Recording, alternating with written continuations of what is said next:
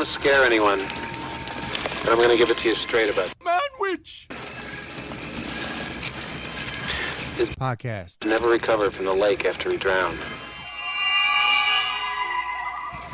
And if you listen to the old-timers in town, they'll tell you he's still out there.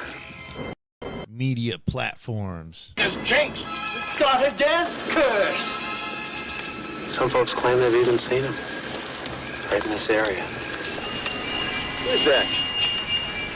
Oh, hi. What you doing on this mess? The girl who survived that night, Saturday. that Friday the 13th, she claimed she saw him. Podcast. Is he dead too? We didn't find any. Podcast. Then he's still there. She disappeared 2 months later. Legend has it that Manwich saw us Podcast episode. Censored. that night.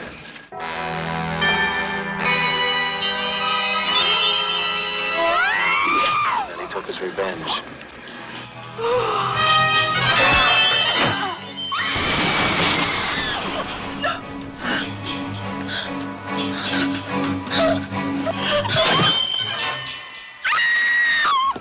A revenge that he'll continue to seek if anyone ever The platforms episodes. again. Jason was my son, and today is his birthday. That's a good boy. Good. Manwich.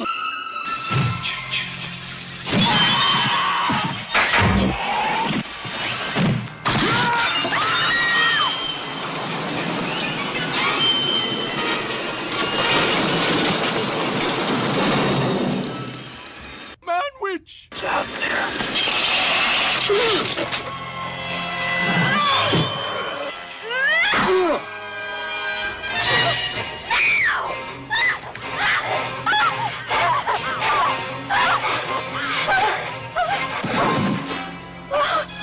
Manwich.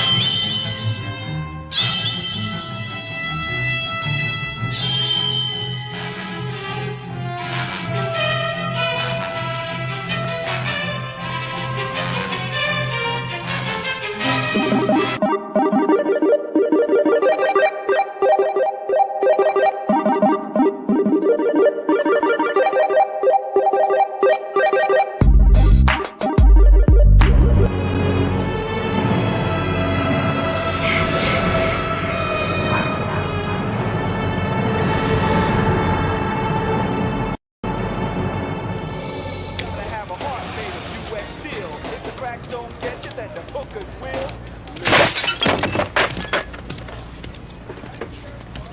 You're a dead meat slime bag.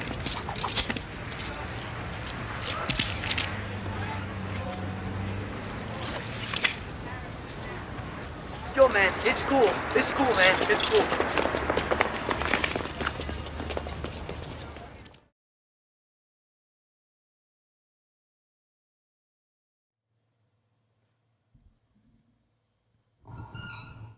This is Man, This is Rich. and this is the Manwich Manwich Show. How you doing today, Rich? I'm doing all right. I like the mask, man. It's different, man. Yeah, I like you the know. mask, man. Wait till next week. Wait till next episode. What you doing next episode, man? Yeah, I got it's. I'm not gonna say it right now. Yeah, It's a- you're it's a- screw. Yeah, yeah. I want to say it's a surprise and come out lame, but How work going so far, man? man, How your weekend going? how about prison phone calls going so far? You said you got somebody calling in. Yeah, man. I got my boy Mookie Black calling in, man. Mookie, well, how's it? Mookie? Yeah, you know Mookie? No, I just want to make sure I pronounce it right. Mookie Yeah, and not Moogie. Black. Yeah. Neighbors, man. Oh yeah, what? He was next to you in the cell. No, he was just, he just a good dude. We relate. Everybody else was on like gang time. We was on like intellectual time. I used to always doubt God, and say, not doubt him in that sense, but I used to always not think he real until he was like, man, he real, bro. Stop, doubting him, man. Have faith in him. He always brought me back to the word. How did you check it out? How did you get a hold of him? Oh, my cousin got a hold. That's how God worked. My cousin got a hold of him. They started chopping it up because, two minds think alike. So they started chopping it up. Where's your cousin at right now? He out now. JT. JT out. Woo brother and everything. He out now and he he doing well, man, looking good, man. And he, ended up bumping into, Mookie Black. Now they gotta, bun out this world, man. So he was like, man, my cousin Mookie, he just like you, man. Y'all got the same minds. And next thing you know, that we knew each other. That's crazy. And he put him on the phone, was like, man, yeah, I know, that's my boy, White Man. I'm like, yeah. I'm talking about he's sharp, though. He's, he like a, what's that called? Dang, I can't get the word right now, Rich. Entrepreneur? No, minister. Ordained minister. Oh, he's a deacon? Yeah, he like a minister. He could get person. What I'm trying to say is he can marry people, marry couples and everything. Oh, that's basically like a minister, and he's a preacher? Yeah, he can marry couples, but... What's he in there for? I don't know, man. I think it's something with, I don't know. I don't even know. He ain't. It really don't matter, but what did he go to trial? Violence. It's something with violence or something. Somebody might lied on him or something. Did he go to trial? No, he Oh yeah. He just got revocated or something like that. Oh, that'll do it, man. No street, the street time don't count around here, not in this state, not in Wisconsin. Yep, it don't count, man. So it's like that's crazy. They can just pull the plug. That's how it's a human farm system. Yeah, they can pull the plug. You could be out for 9 years, 364 days, and be on your last day, and they can revocate you, and then you have to do all that time, or they'll make you do some of it, and you come out and you still have to finish. That ain't fair, though, man. No, well, I mean, circumstances, that's not fair, man. Because right now, people that are on probation, they're walking on eggshells. They is, though. They're basically like still in prison, except for they can make money, drive a car, have your own house, have your freedom. Out here it's way better than prison, though. But if you could listen, there's states like Minnesota. In Minnesota, they do day for day. If you got 5 years of probation and you've done 3 years of probation and you get revocated, all you have left is 2 years. That's how it is. That's how in Wisconsin, though. If you have 5 years of probation and you get revocated at any time, you still have, and you do a year, let's say, when you come out, you got 4 years left of probation. Still got it. And if you get revocated again for a year, and when you get out, you got 3 years of probation. They make you do all of the probation. That's deep, man. I don't know what that is. 5 years. What's that about? 5 years can become 10 years. What's going on with this system, man? I don't know, man. That's when we need Jason. No way. Yeah, but it's a lot been going on, man. I'm growing a team. Meeting new people. God-fearing people. What's the team about? It's like a. Is it a dream team? Are you the MJ of the dream team? No, all us the MJs. Because it's like, and I gotta like a $40 raise. So instead of doing 10 phones, we could do 3 phones now, and we got a $40 raise. So. Oh, you get $40 for every phone now? No, it's a $40 raise. What? An hour? No, just off the check with your phones. Yeah. First, it was a limit of free phones, right? Okay. Yeah. Let me explain to you. Now, explain to the viewers. Just with free phones, right? Yeah. You just gotta have to do 10, right? Now, they gave us the opportunity to make more money, so we could do 13 phones now, and the pay go up to $40 more add on to our pay. So with free phones, right? Just 10. Don't count the upgrades. It's like 160, for 10 phones, right? 3 more extra, it go up to 200 now. You see what I'm saying? Just give it out 13 phones is $200. Now the upgrades, it's a different ball game. You get them out, What's with the laptops, man? I want a laptop. That laptop you have, it's still unlimited. It's still unlimited internet. What's that? You talking about a tablet? The tablet, okay, the tablet that you have, is it still unlimited internet? I still have some tablets, but I'm still trying to learn the process. I'm trying to learn the new system they created. It's different from the last, so they made it more difficult, to get the laptop that you have already right now. Do you have internet with it still? No, the laptops never hit internet. You just have to use Wi-Fi. You need and the Wi-Fi. laptop was $20, right? You talking about the tablet? Tablet, yeah. Yeah, laptops, the tablets like the Asus and HP, them laptops. But tablets, what you describing? No, yeah, I have some, but it's like I'm still trying to learn the system. The process, how to process these tablets, man. Yeah, man. I want to mention, it's good to build bonds, man, in relationship with people. Already? We on, you guys. We got our first caller. And 89 cents. To hear the charges for this call, press 2. To accept this call, press 5. To refuse, all calls other than properly placed attorney calls may be monitored and recorded. Thank you for using IC Solutions. You may begin speaking now. Hold on. What's going on? Oh, what's going on, Tom? How you doing today, Tom? How's it going? I'm all right, man. How your day going so far, man? Pretty repetitive. It's like Groundhog Day. Oh, okay. Gosh, man. So Tom, what's up, What's man? up? You tell us what's up, man. You want to give your spiel? You want to put your name out, your inmate number, and tell your story, or what? So you got the mic, man. You can say anything that you want to talk about. If you want to talk about Title 42 and the border, you want to talk about whatever, you talk about it. Take my pick, huh? Spin the wheel. Yeah, I don't know. I usually rap about my case and the injustice and all that. I just got a criminal legal news I was just reading. Holy hell, dude. Well, give it to us, man. Man, the corruption in this place, the corruption with prosecutors, it's terrible. It's terrible. I'll just do this. Tom Glass, 184483. That's my DOC number. Case number is 2010 CF 189. Innocent, I say. How you guys doing? Well, we're doing good, man. We just started. You're the first caller. You just. Oh, no way.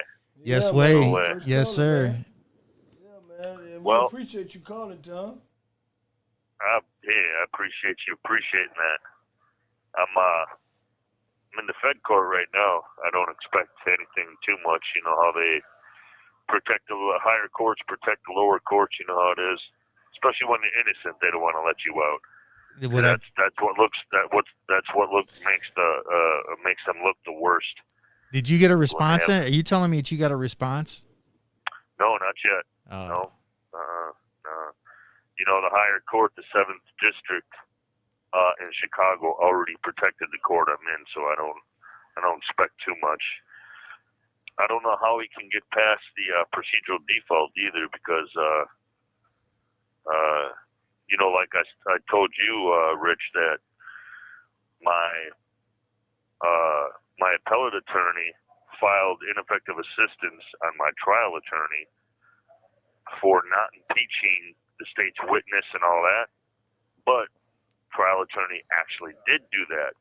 So in essence, he claimed nothing. So I explained that. I explained that fully, very detailed. That's what you got to do to get past the procedural default. Now, if he sticks to the procedural default, then he's just being crooked, and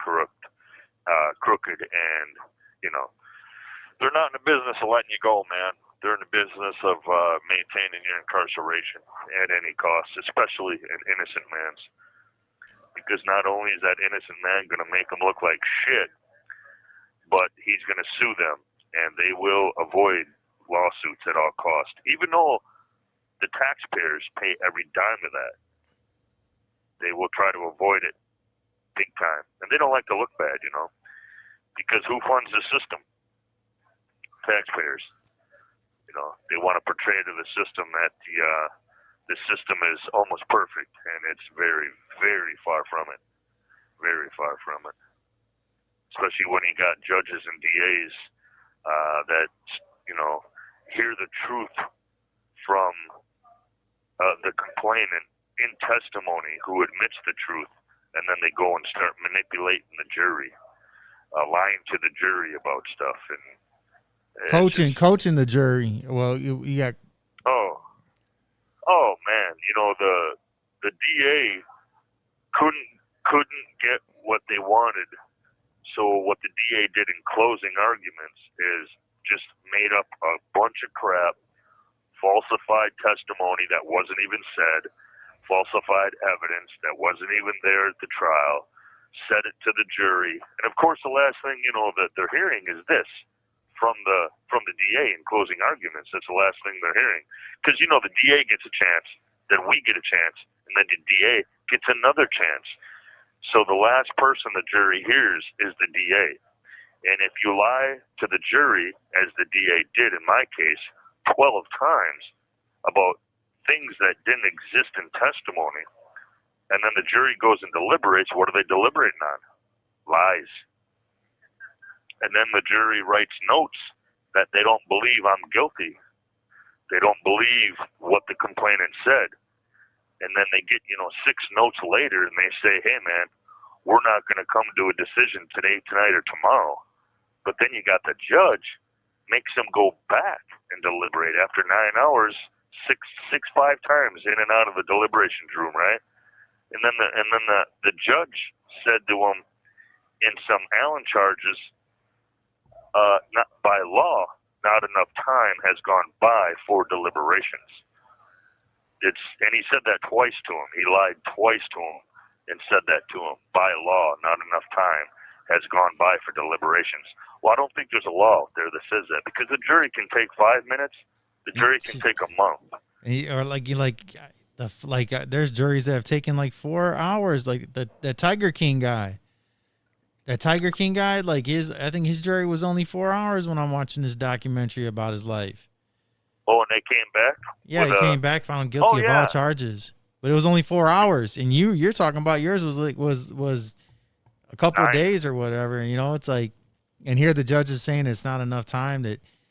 Yeah, 9 hours. I mean, the jury gets as little or as much. There is no law that says, hey, the jury has to deliberate for a minimum time frame, basically.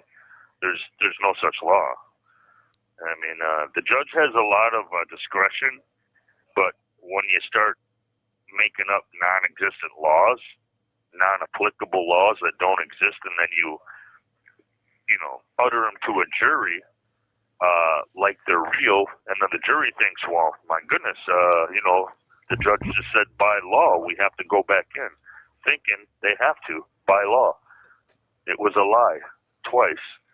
Yeah, that's what happens.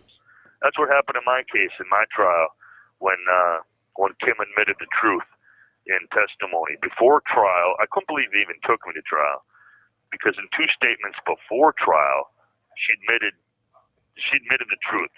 I mean, all but the actual words, he didn't rape me, right? Yeah. She admitted consent twice. She admitted going to the room. She admitted everything except for the exact words. But she confirmed those and stated those in testimony. So, of course, when that happened, the DA and judge started manipulating the jury. And, a defendant, so check it out. Trials are they're almost shams. You know, because when the jury swore in, I mean, you can say, hey, the defendant's presumed innocent until proven guilty all you want. But normal, regular, common people, when they're sworn in as juries, they're looking at the defendant like, what's he going to do to prove his innocence? That's just how it is. That's human nature. The DA gets what would you call it? The benefit of the doubt in trials from the get-go. In other words, you're saying proven.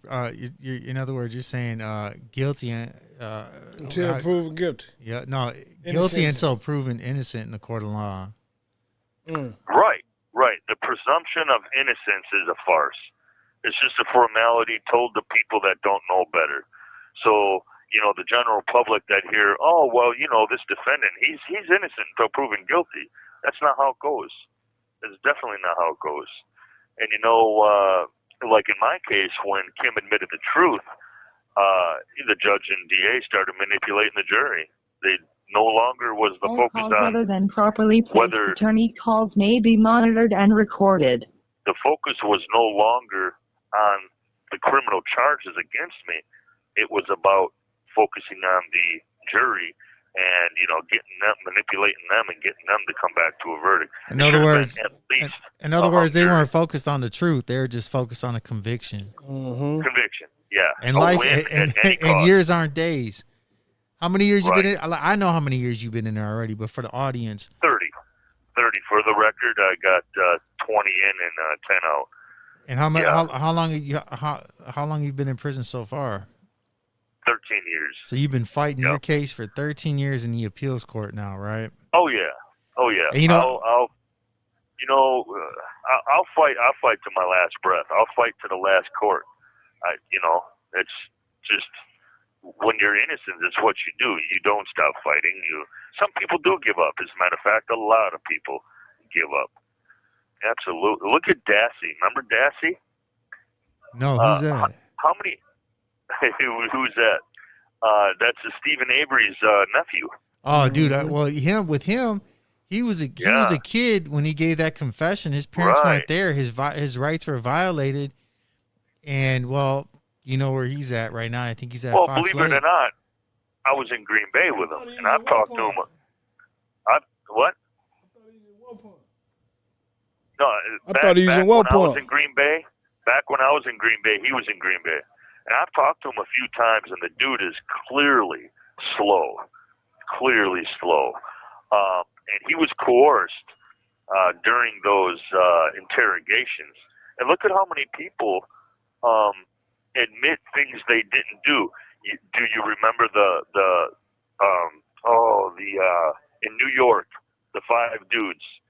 Oh yeah, you're talking about those kids that were in that park, in that big park. I don't know the name of the park because I don't live in New York, but yeah, they were. They said that they committed that crime, right? Is that what you're getting at? The Central Park 5. There we go. Yeah, Central Park 5. I watched a small piece on them and how their convictions were overturned and how they were coerced into saying that they were coerced into saying cases like that they did it. That even happened to adults in Virginia, and they even had ironclad alibis that they were on a Navy ship, enlisted. They were enlisted in the Navy. They were on a Navy ship at the time, but the interrogating officer and the prosecutor still stuck to their story that there was a guy hanging out in the parking lot. 7 people came walking through. And he said, hey, let's go rape and kill a girl. And they all agreed to it and went and raped and killed a girl. One implicated the other after another because of the interrogating officer's tactics. I mean, it's just, man. She ain't died though, did she? Did you guys hear about the Beatrice 6? I was just reading an article on it in Criminal Legal News. Tell us about it. Tell us in the audience. Beatrice 6, there were 6 of them that were accused of rape and murder of a woman. Her name was Helen in Beatrice, Nebraska. It's in Gage County, and they found out, DNA. This was back in '85. DNA wasn't very good then, but DNA proved None of them did it. And then in 1992, the actual person that the DNA led to, he was already dead. So they filed a suit, $28.1 million. Well, the county couldn't pay for it. They could only afford $3 million. So they raised taxes. They raised all these penny taxes on groceries and property taxes. Nobody wanted to live in the county anymore. People started moving out. So they couldn't even pay the people. They couldn't even pay the lawsuit. But yeah, they sat for years and years. Remember Holloway out in Green Bay? Yeah. Holloway sat 24 years, innocent. Finley, the director of the Innocence Project, took his case, proved his innocence after 24. But the man sat 24 years. Yeah. Hey, have you written to the Innocent Project? I have. And They were going to take my case until they found out there was no DNA in it. Now, the Innocence Project, they're good if you have DNA. Innocence Project, to me, is kind of a front. They don't take cases without DNA, so therefore they don't take cases where they know they're not going to win. They take cases with DNA, so that basically guarantees them 100% they're going to win. So when they get in the papers, oh, we won another case. Well, they don't take cases that are hard and complicated. They don't take cases like mine that don't have DNA, because then they have to actually, earn. So it's like saying that the same method that put you in prison. What's that? The same method that put you in prison. In other words, somebody's testimony. It's not like somebody else's testimony should be able to get you out of prison, or your own testimony, if the facts don't add up. Exactly. How can one be credible and one not? Right. That's like and Kimio. They say that's for the trier effect. But like in my case, I was convicted on a statement. Now, the DA, they love cases like that. They're called circumstantial cases. A circumstantial case, a DA can make up any theory they want and go with it. Any theory they want. That's why they you're going to see in Wisconsin, especially with sex cases. That's why there's so many sex cases in prison. They say 5 to 7% of Wisconsin inmates are innocent, haven't committed a crime. But DAs love circumstantial cases because they can come up with any theory of the criminal charges they want and go with that, present it to the jury, and most of the time, of course, 99% of the time, the jury believes it. It's all about psychology in trials. It's not about truth and justice. It's not. It's All about win. calls other than properly placed attorney Definitely about calls win. may be monitored and recorded. Win at all costs, And then once you're in prison, try to get yourself out. Then it's about maintaining your incarceration at all costs. Then it's like good luck, because let me ask you this. Do you have any advocates?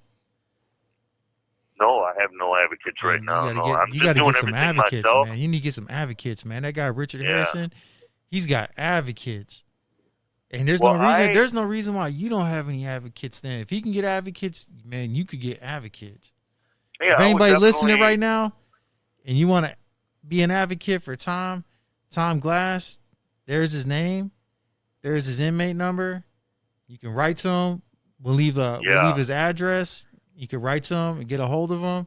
Learn more about his situation. The bummer part about sex cases is a lot of people don't want to touch them. In my case, there's no fine details. There's no nothing. I even have the complainant, the declarant, admitting the truth in testimony. It's about how I was convicted. And a lot of people don't want to touch sex cases because they think they're taboo. But I think a lot more people with sex cases really, really need the help. And once they hear my case, and I can even send them, briefs, all my briefs and stuff like that. I have no problem with that. They'll read it and be like, damn, okay, wow, this guy's innocent, We can prove it and all that. But until then, all they hear is a sex offense, and they shy away from it. But yeah, if I could, have, anybody call me and in order for me to explain, like to go over it or to come see me and just explain my situation, show them a few briefs, documents, and boom. I could show them Kim's 2 statements before trial where she admits consent. I mean, what more do you need, right? How do you get convicted then? It's amazing. How do you even continue to be charged with a crime when somebody says that it was consensual? That they consented, right? And how do you get dragged into trial when you have 2 statements before trial stating consent? I mean, they have a case law out there right now. I believe it's Aguars, AGURS, which states a conviction through perjury is unconstitutional. How old 1 the minute victim remaining. was? It was his wife. What's that? It was your wife? Yeah, my ex-wife, yeah. Oh, man, that ain't cool, My man. ex-wife of 21 years. Well, see, here's the thing. Yeah. She was just covering her ass. She was screwing 4 other dudes. She had this new guy who she had to protect this relationship with. You know, he was older, engineer, more money. Of course, her next free ride.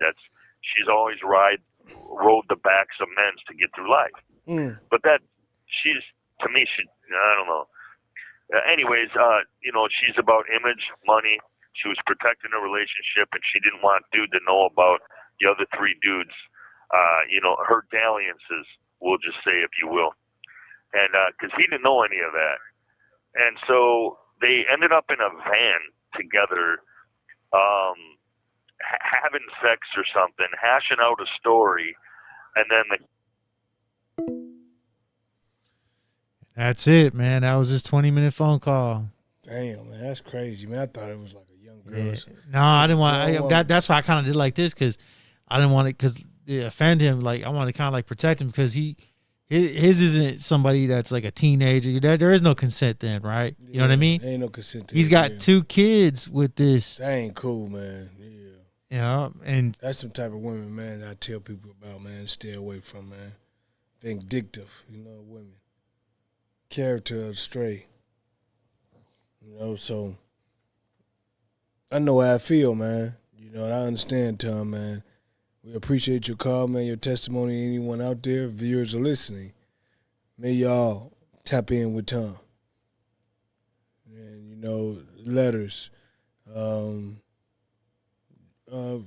feedback, groceries, support. Support. Something that, to make a man that's innocent, feel more, secure and steady, vulnerable. So right now he's done 13 years as an innocent man. You did 15 years. Man. Now he still have 5 more to go after that. And then when he gets out, guess what? If he don't do what they want him to do, they'll put him back in there and he'll do the whole 30 years.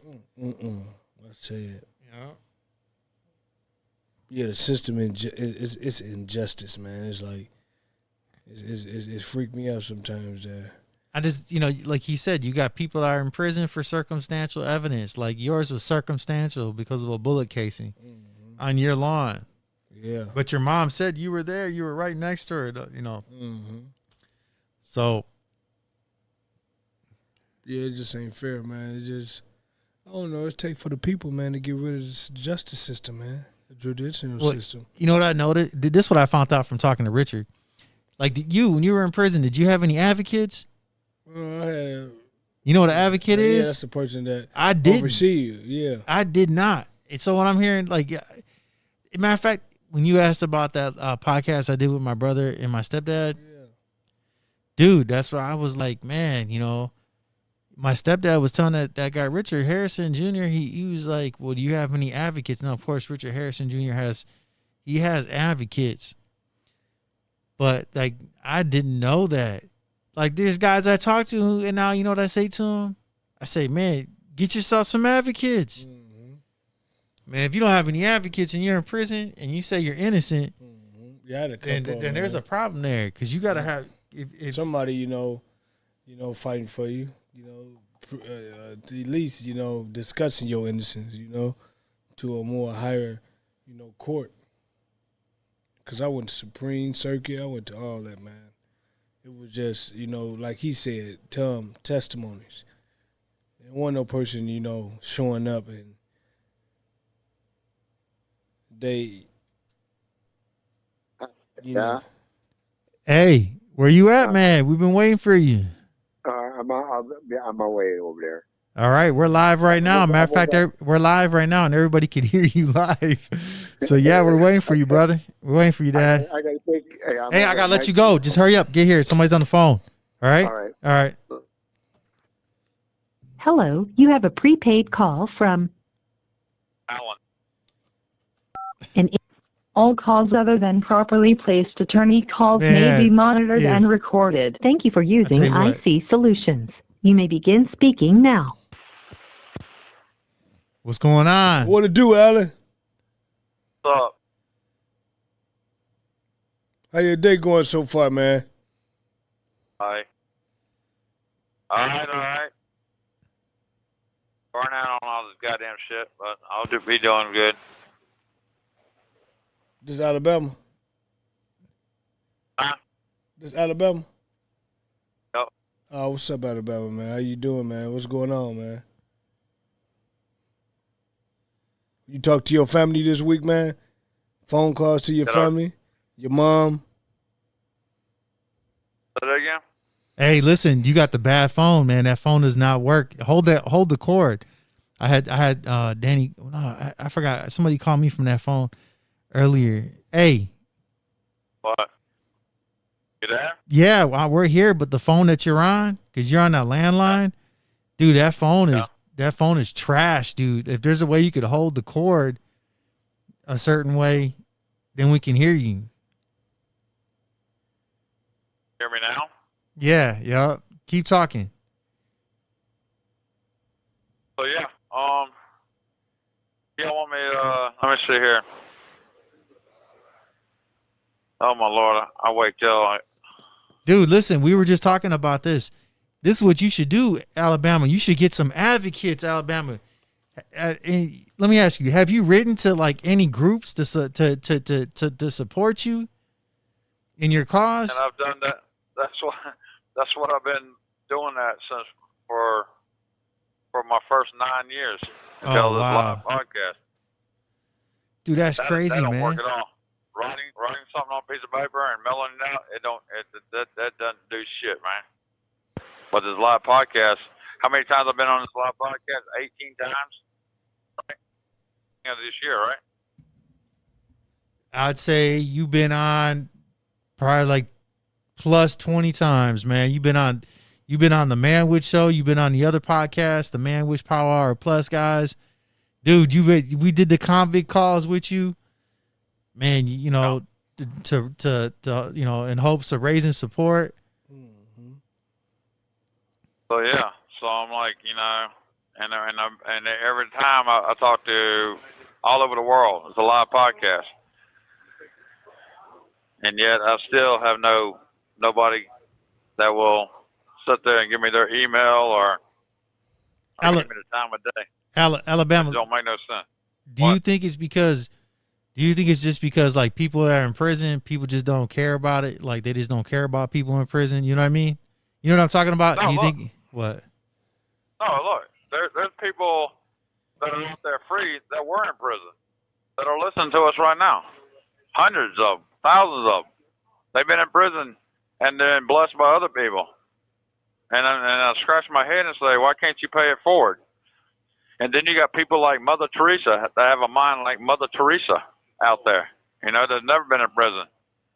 But yet, they sit on their hands. I sit here and give them documented proof, read off my documented proof stuff about how they violated my constitutional rights. I tell them that I'm a ex-military soldier. I served my country for almost 7 years. My character of service being honorable. No military.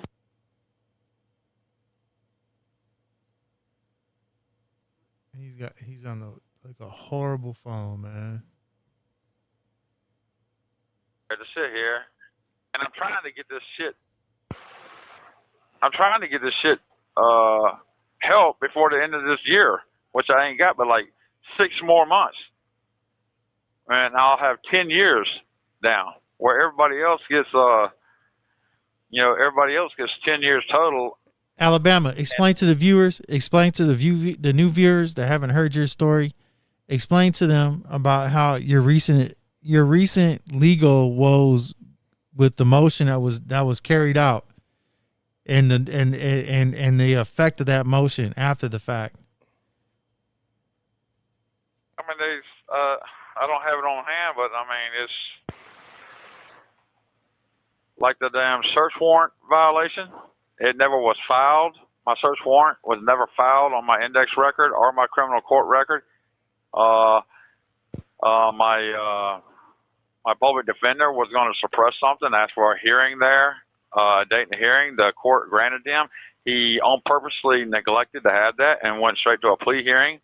So there was a exculpatory evidence right there because he was going to suppress something, and it would have won me my case. Violated all that stuff. Violation. That's the Alabama, fix that phone, man.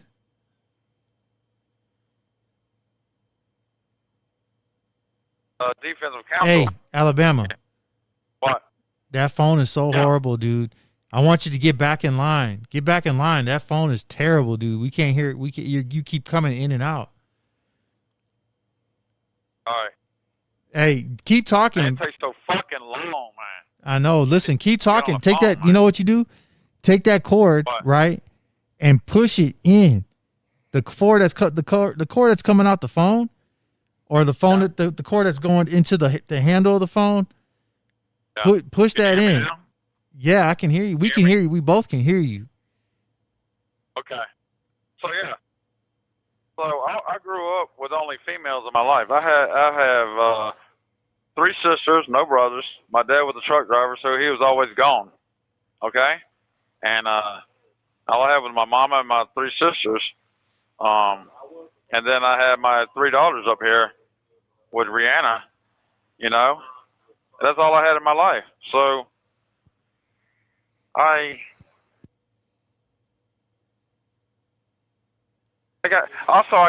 suffer from damn post-traumatic stress. Dude, this is bad, bro. Alabama, can you hear us? All calls other than properly placed attorney calls may be monitored and recorded. Yeah, he's gonna have to get on. Alabama. What? Dude, grab another phone, man. Just grab another phone, get back in line. That phone's trash, man. All right, man. We love you, man. Call us back. We love you, man. Hey, tell those other guys to get on the phone too, man. Tell that guy, that Mike Brannigan. Yeah, I tell them. I've talked to them. Oh, he's not here no more. He got friggin' put in the hole. Oh, man. Well. Yeah, he failed a piss test. We'll get the troops, man. Get the troops together, man. Let them know, man. All right. And keep spreading the word. All right, man. Okay, Bama. All right. Hey, man. I know, man. I know how it is, man, when you innocent and when you feel some type of way about your case. You can't get it off your heart. You can't advocates, man. Advocates. Yeah. That's crazy, dude. Like the more we do these podcasts about people in prison, we learn more. Yeah. Because I'm like, you know what? If I'm innocent of a crime, I'm going to give me some advocates, man. I don't care. I'm going to give me some. I'm going to write. Dude, that's like that guy, Richard Harrison. I bet that's why he says he sends out like 20 to 30 pieces of mail. He's fighting more than most. You know, oh, man. Richard Harrison, you know, he really didn't do it. You know, it really was publicity stunt. Dude, he's had 8 out of 9 of his convictions overturned. Yeah, so the last one got to attempted murder was overturned. That's what my stepdad said. He looked him up. Right, he said attempted murder, abuse, burglary, all this stuff was overturned. He said, like 8 out of 9 convictions overturned. That's deep, man. That's unheard of. Then they booked him for 1. Well, they booked him for all 9, and he went back to court and had those other 8 overturned. I don't get that, man. should have had the other one overturned, the last one. Because it's sexual assault. That's what he's saying. He's saying it's because of sexual assault that they don't want to overturn that conviction. But they overturn a attempted murder. If that's the case, I never looked them up. You know why I didn't look them up? Because I'm not that guy. Yeah. Like, you got people that run around and they're like, especially in the joint, they look up everybody. Man, look, you got people out here, man. You can go work at a job somewhere, and guess what? Somebody will look you up. They'll CCAP you. Like, man, what the hell is wrong with you, man? That's crazy, man. Man, when I was in the joint, man, I'm talking about everybody that came in that had a certain persona, and they had this image that they had to portray to fit in or, belong. Man, they looked him up, man. He had all type of stuff wrong with him. I said, oh, man, that's why he portraying this. And I had to separate myself from the fake and phony, because I never was that guy, to portray something. I like to be myself. I want to be nothing I'm not, And I saw that in a lot of guys. They something they not. Just be yourself. I think people don't gravitate towards you, the person you are. Now, on another note, what about them Lakers? Man, you're a Lakers fan? What about them Lakers, man? No, it's not about being a Lakers fan. I'm a Chicago Bulls fan. You're a LeBron James fan? I'm a LeBron James. He can go anywhere, and I'm right. He go to space. Go to the moon. Right now, I'm riding with him. I'm tell you what, I'm a Jimmy Butler fan. Are they still in? Man, you don't know nothing about no Jimmy Butler, man. You kidding me? Jimmy Butler played for the Bulls. He played for the Bulls, and then when he left then? I don't care. You ain't no Jimmy Butler fan, dude. Don't say nah, you know what? I'm more of a Jimmy Butler fan than I'm a LeBron James fan. Not, though. You not. Who he play for right now? It doesn't even matter. I've seen him play. I've seen him play. You're not a Jimmy Butler fan. You know what? You know why? I'm a fan. You don't know who he play for right now. A fan got to keep account of the player they watch. I'm a LeBron James fan. He played for the Lakers. He got 4 rings. That's a person that's a fan, not just a person that say he a fan. You don't have. He does have 4 rings. Fan. Yeah. He got 4 rings. Golden State got 4. How many times he's been to the big game? 10 of them. Okay, he got 4. But he took out the championships. No, listen. He took out the championship. Hey, listen team. Listen. Golden State Warriors. Last night by 20-something. They took them out last night, man. Oh, they're out the playoffs? Yeah, Golden State Warriors out, man. Miami took out New York Knicks. They took out the Burks. Hello, Moto. Hello, you have a prepaid call from an inmate at Racine Correctional Institution. Your account balance is $15. To hear that all calls other than properly placed attorney calls may be monitored and recorded. Thank you for using IC Solutions. You may begin speaking now. So then the cop pulls up behind him in the van, and that's when the allegations came out. Damn, dude, you did get back on. That's awesome, dude. I just told man, I said, I don't know. I did think it was you because you're the only one that doesn't leave your name. But I was like, man, I don't know who this is. Yeah, welcome back, Tom. I think her and her boyfriend hashed it out in the vehicle. She convinced him, and he was a part of it. I don't know for sure, of course, but I know she did it to cover her ass pretty much. Anyways, the guy was 15 years older than her, right? I don't know, older than her. He looked like her grandpa. He had, medical issues, bad knees, bad heart. Let's see, he was an engineer, made more money. She had to protect that. Kind of reminded me of a gold digger. But the guy wasn't rich, right? So it was kind of a low budget gold digger. Hey, that's how they, you got some people that'll do that. They scratch their wave. Yeah, absolutely. Oh, they just ride with the wave at times. Women just ride with the wave, which make them feel good. They don't look at, logic like men do. They look at everything they feel. Emotion. Bundle of emotions, and they go with that. If you making them feel some type of way, and he making them feel good at this time, they don't go with the guy that making them feel good at this time, not looking at longevity, and very, very petty interest, right? Yeah. The thing that bothers me was the trial, was how the DA and the judge kind of work together in trials. which the judge is supposed to be impartial, neutral, but that's just not the case. It really isn't. And you got, well, think about it. You got public defenders that want to be DAs, or regular lawyers, and they want to be assistant DAs. Assistant DAs want to be DAs. DAs want to be judges. Judges it's political agenda, And when prosecutors are in a court setting in a trial, it's about the win. It's hugely about the win. I can't say, I'm not going to sit and slam the system and say it's 100% broken, because you do need places like where I'm at. But there's so many people that are innocent that are in prison, and so many others that fall through the cracks when they're trying to appeal their case while the courts try to maintain their incarcerations. And it's a lot of that political agenda takes effect, and they don't want bad headlines in the paper. They like to avoid lawsuits. But what really bothered me was what happened to me in trial, and my lawyer didn't really stand up for me too much, almost like he was scared to represent me. It was really weird. Well, like you didn't want to touch the case, but it's not like you like he feared the judge and prosecutor. That's kind of like that guy Richard Harrison. He talks about that with the attorney he has now, that she doesn't want to go all out and defend him properly because she, as her words were to him, I have to work with these people. Right, exactly. And if she's trying to be a judge, she doesn't want a record of her defending a sex offender on her judge record or just before she becomes judge, because somebody could bring that up. And of course, once again, it's about political agenda. If she wants to be a judge, she definitely ain't going to win this case for him. He's a sex offender. Is there such a stigma that is attached to sex cases? It's unbelievable. For example, check this out. There was a case, man, I can't remember the name, but there's so many people who can relate to this. This is the scenario.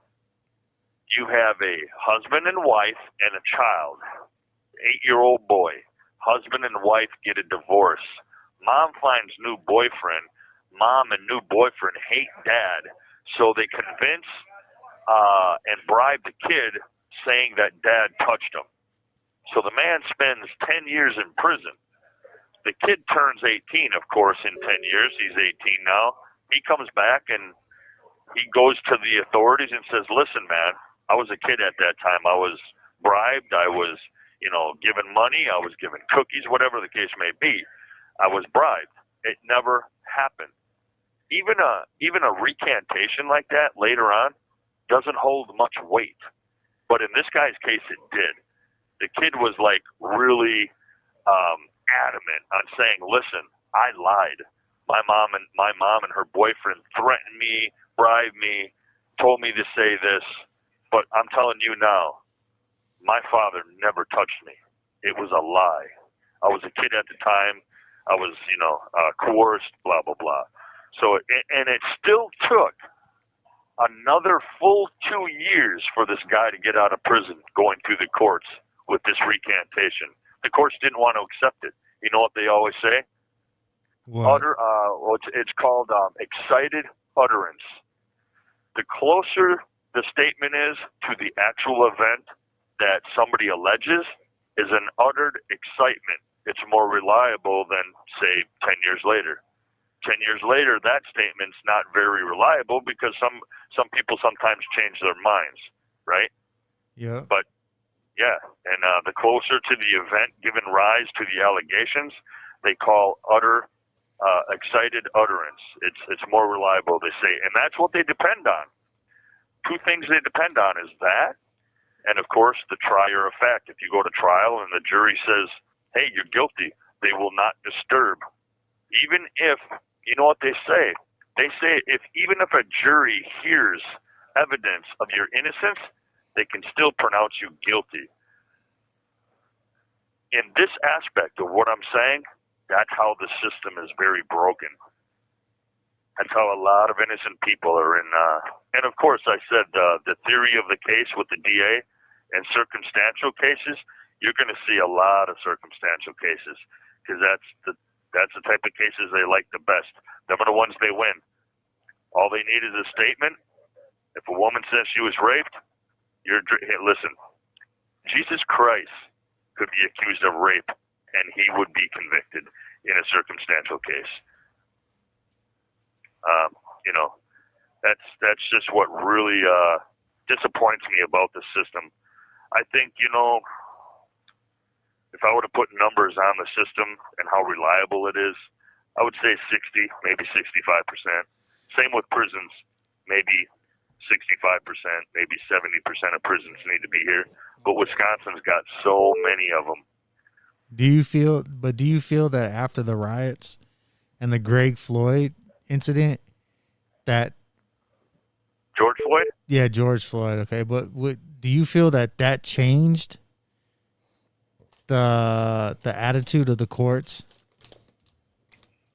I think the fact that BLM came out and was trying to defund cops, defund the whole system, and then you had the BLM, and then you had I think Vice President Harris and AOL, what's her name? Cortez, that woman, how they bailed out actual criminals and bailed them out. And now look what's happening.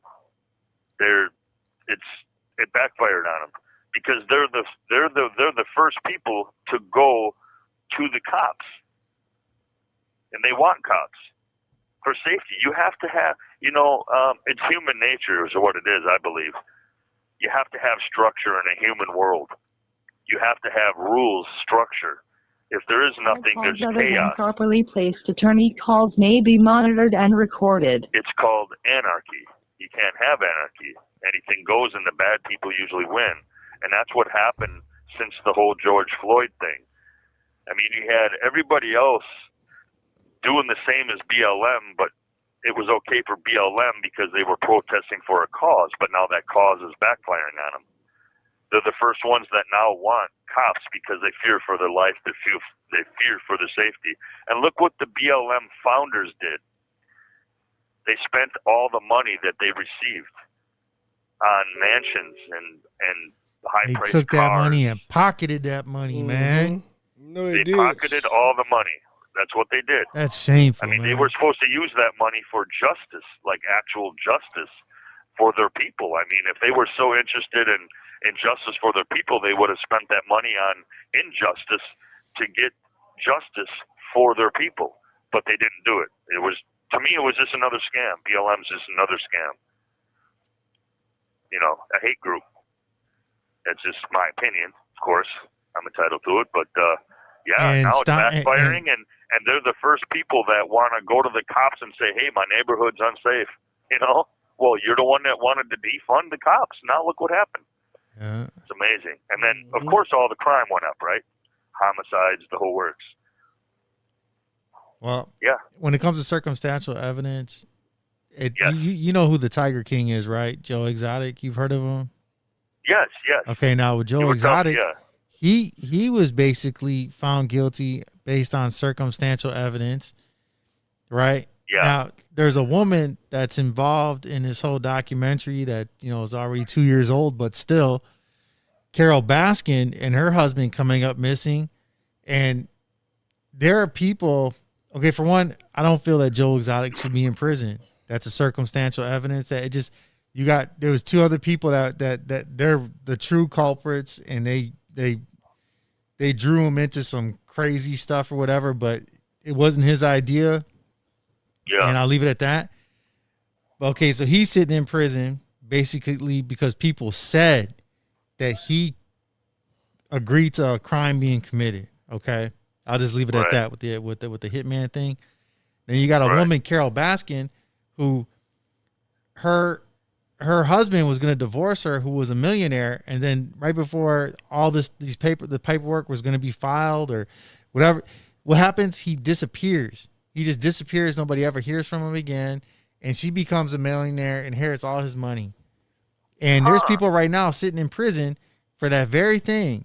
That same set of circumstances, whether it's a man or a woman, they're sitting in prison right now under the same set of circumstances, but yet she's not. And I'm not advocating for her to go to prison. I'm just saying, based on circumstantial evidence, dude, nobody should be sitting in prison for circumstantial evidence. It better be concrete, like, yo, the blood was here or the blood was there. Do you got people that, let's say somebody's missing, right? And there's a pool of blood, right? Now, okay, a pool of blood, define a pool of blood. How big is the pool, right? But let's just say there's a sizable amount of blood. What they can do is, though that person's missing, they can call that a body, and a person can be charged with murder based on that. I know this because when I used to watch those shows where you were at, I used to watch that Forensic Files stuff, and there was that's what happened. They couldn't find circumstantial cases these days. You don't need a body, right? Nope. All you have to have is, like, for instance, like with this one guy, he was convicted of murder just because of the pool of blood. I'll be right back. I got to answer the door. Take the call to Tom. I hear you, Tom. Continue, Tom. All right, man. Hey, so I want to mention two things in like my situation, in my case. Now, I have a sex case. When a woman or anybody says they were raped, I believe they should take a sex kit. I believe it should be mandatory. But not only that,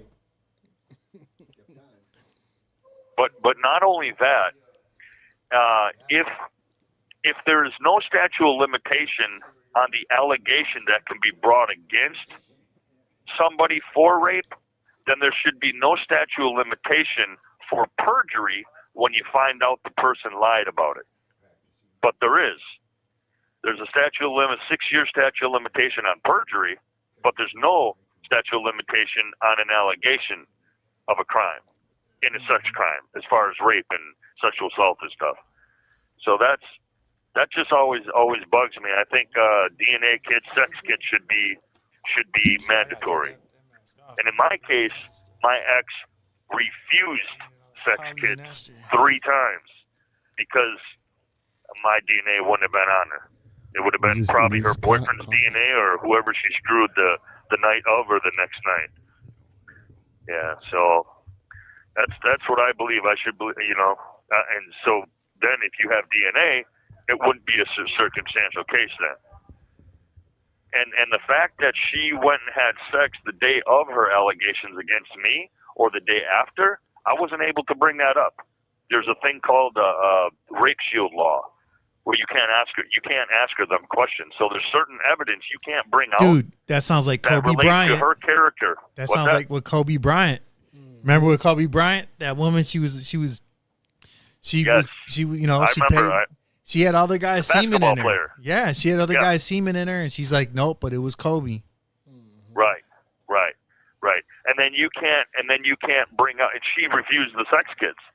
But yet you couldn't bring up the fact that she had sex either that night or the night before. You can't bring up what do you call that? Like certain characters of a rape victim in trauma, like psychologically. You couldn't have an expert to come say, like I had this.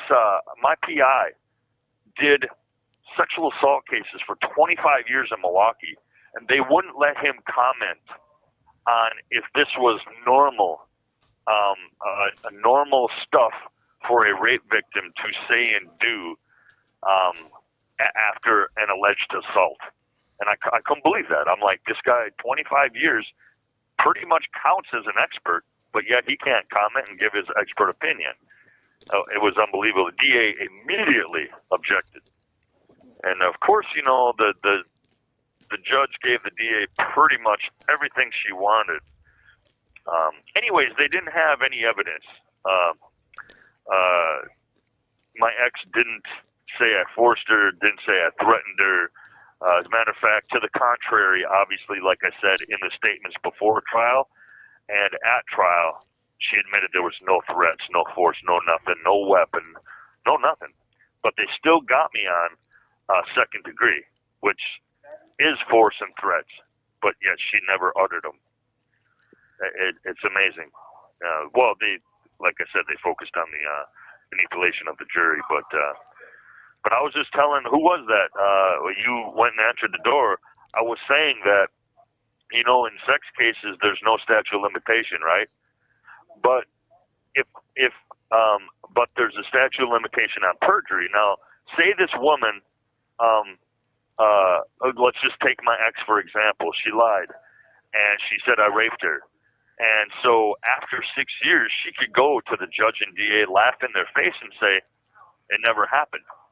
But she's too proud to do that anyway with their image anyway. But she could come at that after 6 years and just laugh and say I was never raped, and it wouldn't help me at all because the statute of limitation on perjury already ran out. So she couldn't get charged with perjury, but yet she can accuse somebody of sexual assault forever. There's no statute of limitation. I was saying if there's no statute of limitation on an alleged accusation of rape, then there should be no statute of limitation All calls on other than perjury. properly placed attorney calls may be monitored and recorded. So in my case, for instance, if I prove my innocence, which is she's already admitted to the truth, but she won't go to jail. Nothing will happen to her. So how are people accountable or culpable for what they do when there's no consequence? You know what I'm saying? Yep. It just sucks. It just sucks. It's so two-way in Wisconsin. Like one way, it's the woman can say it. She could be lying. There's a statute of limitation. After that statute of limitation, she could admit the truth. She doesn't get in trouble. But yet, if she accuses a man, she can accuse a man 50 years from now if she wants, and it'll still hold up in court. It's pretty sad. Yeah, I mean, if you keep doing something over and over and you're not held accountable, well, how do you learn? How do you learn? Now on the flip side, 1 minute remaining. Now, are your mom still living? My mom? No, Yeah. she's dead. All right. She died in '96 of cancer. Yeah, it sucks. Tell all your mothers Happy Mother's Day. It's supposed to be a rainy day. That sucks. Yeah, I know, right? Go figure, right? Yeah. Tom, All right, thanks for fellas. your story, man. You got 1 minute left, man. We appreciate your calls, man. So we're looking forward to hearing from you next week. You take care. You have a good rest of your day, man. And call again, Tom. I will. Thank Tom, you you're a again, smart man. cookie, man. If you want to call again tonight, get on the phone, call again, because we love hearing from you.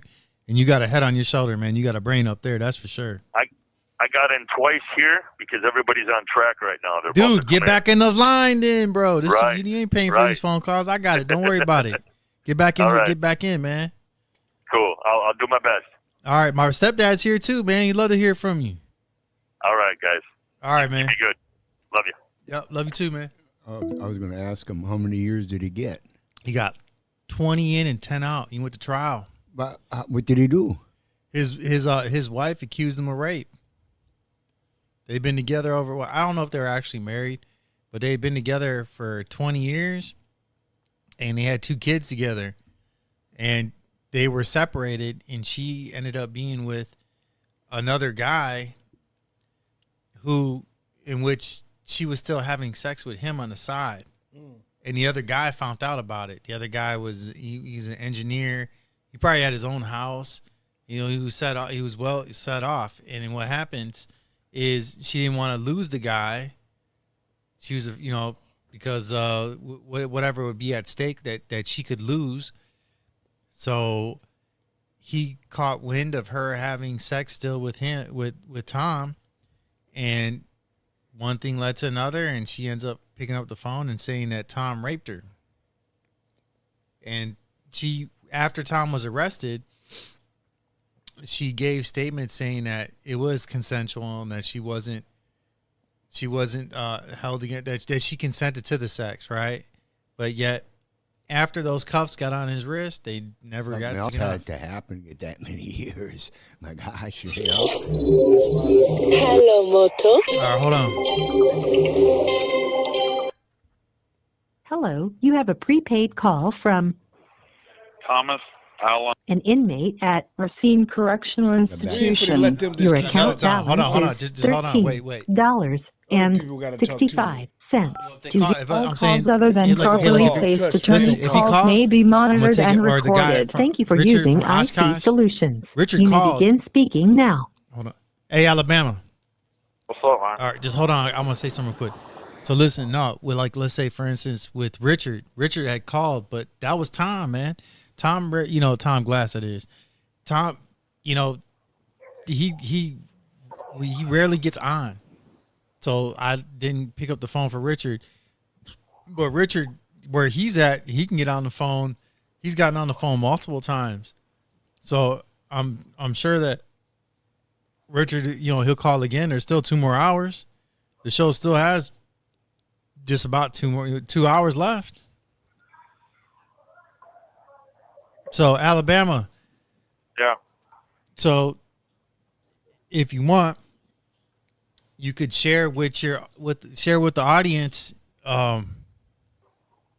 Just give your story, man. Give out your story again. The more people hear your story, Alabama. Like, for instance, like the events that led up to your arrest, right?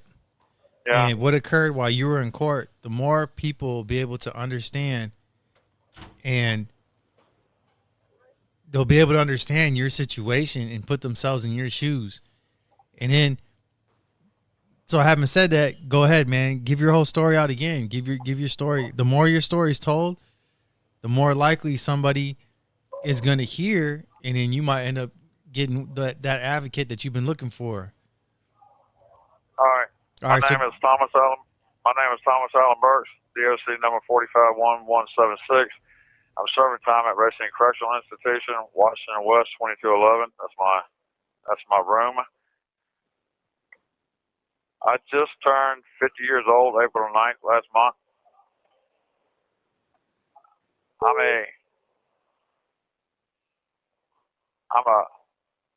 a Caucasian white Southern man. I moved up here from Mobile, Alabama. I was born and raised in Mobile, Alabama. I moved up here in 2000. And I'm trying to fight my case.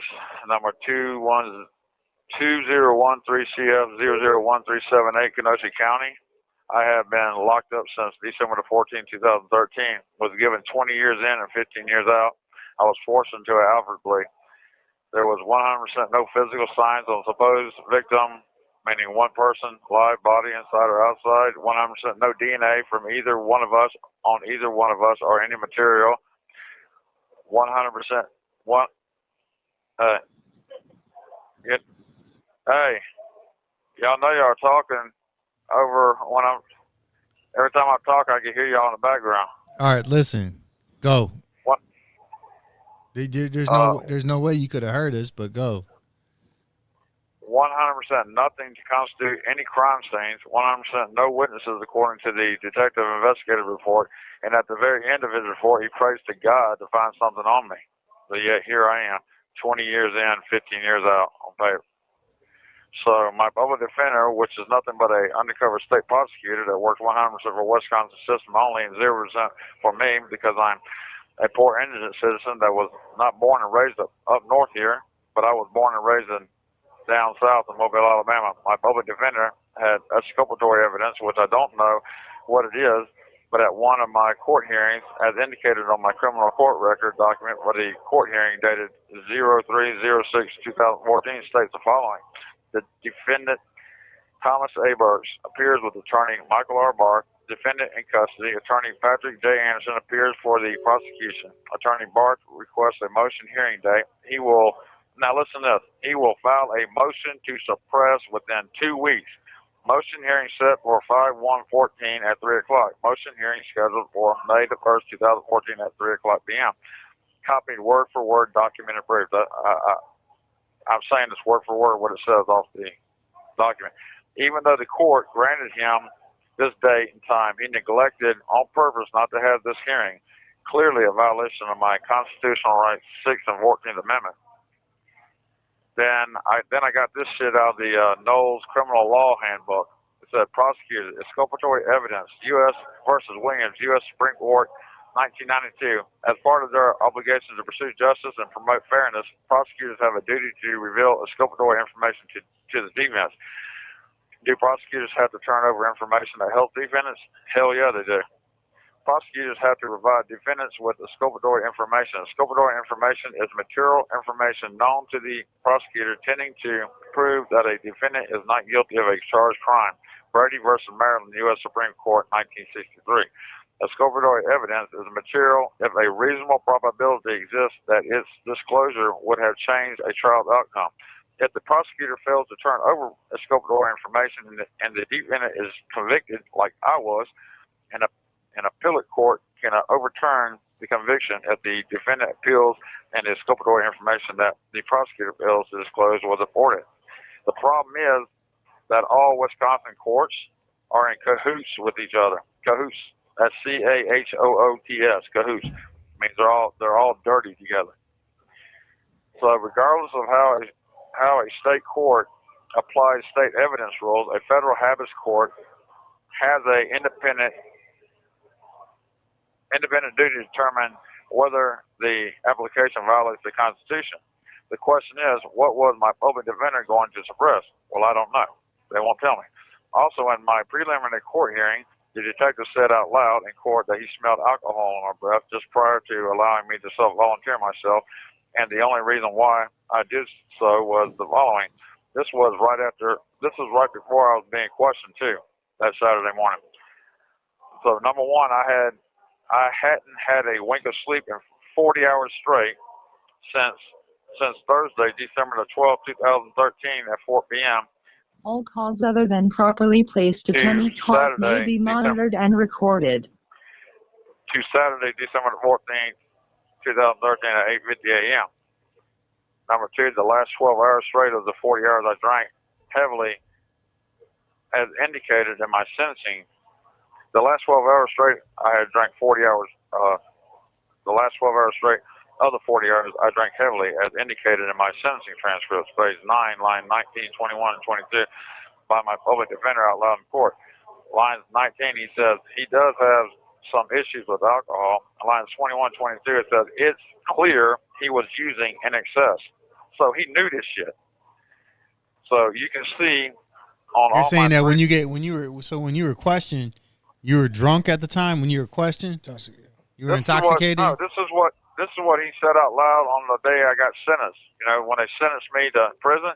Okay. He said it's clear he was using in excess. So that means they have exculpatory evidence. They have evidence that it's clear that they seen all the damn open cans of 16-ounce beers cans that were filled up one of them big ass drawers, and then all the unopened cans of beers that I had in my refrigerator and in my backpack. I mean, I had tons of damn. I had at least over 30 damn open 16-ounce beer cans in a drawer, and then I had a whole bunch of unopened ones, you know, chilling out. Did that pertain to your sentencing? Did you use that for your sentencing too? They gave you time on that for drinking? I didn't hear you. You know, you said you were drinking in that, right? Was part of your sentence due to you drinking? I was drinking right before I got questioned. I was drinking. He knew there was something wrong with me. When he came into the room and started talking to me, the detective and the other two police officers that surrounded me, he knew that something was wrong with me. Here's something I want to know. You have any more? Did you have more? You got more than one felony on you, right? I got. Yeah. Have you been in trouble before this? You have a record? No, I don't really have that bad of a record. He even said that in my transcript. All I have is five DCs, disorderly conduct. That's all I have. All right. Well, now here's another thing. You know, you talk about your lawyer. You know, your lawyer, his first, you know, with the judge, right? It's to the court. His first obligation is to the court. That's what a lawyer does. It's to the court. So if you think that lawyer has cahoots with that lawyer, he probably does, because he has the same thing. You know, the obligation. The lawyer has the obligation to the court before you. You You know. Yeah. And Well, his obligation. the DA, and your lawyer gets together and with the judge, and the judge comes back and tells them, you know, what he thinks, and which, you know, is really improper, you know, for a judge to make decisions like that. My lawyer has 100% obligation to me. You know, no, it's to the court. I know it's supposed to be, but it's not that way. It's not that way. Their obligation is to the court first, because that's their job. Their job is to the courts. You know, it's not just one court. A public defender, yeah. If you're poor, they're automatically going to be, because the damn state's paying him. So he's, I can see where you say his obligation is to the court first. And then another thing, but really, according to the Sixth Amendment, his obligation is 100% for me to defend me, whether I'm poor or not. Yeah, it's supposed to be, but it never works that way.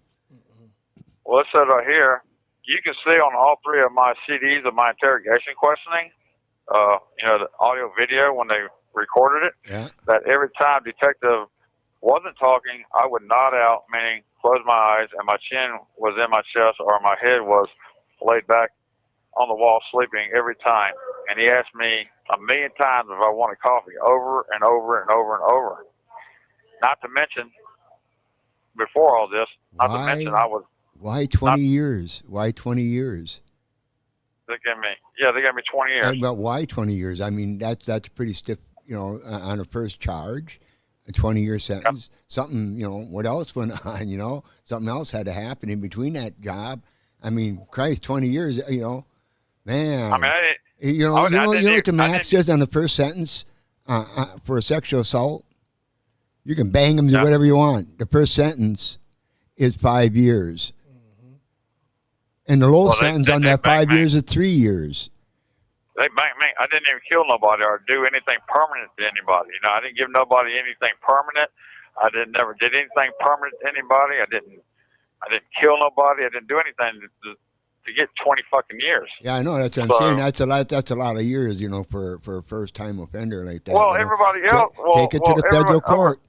Send it to the appellant's court, and then, you know. Over 75% of the people with bullshit-ass cases like mine that can never be proved because of forced into a fucking Alford plea like I was, they can't be proved because nothing can be proved. You're lucky you went to Alford plea, though, because now it can be brought back up into court. If you went to pleaded, you would have had zero chance of getting it back into court.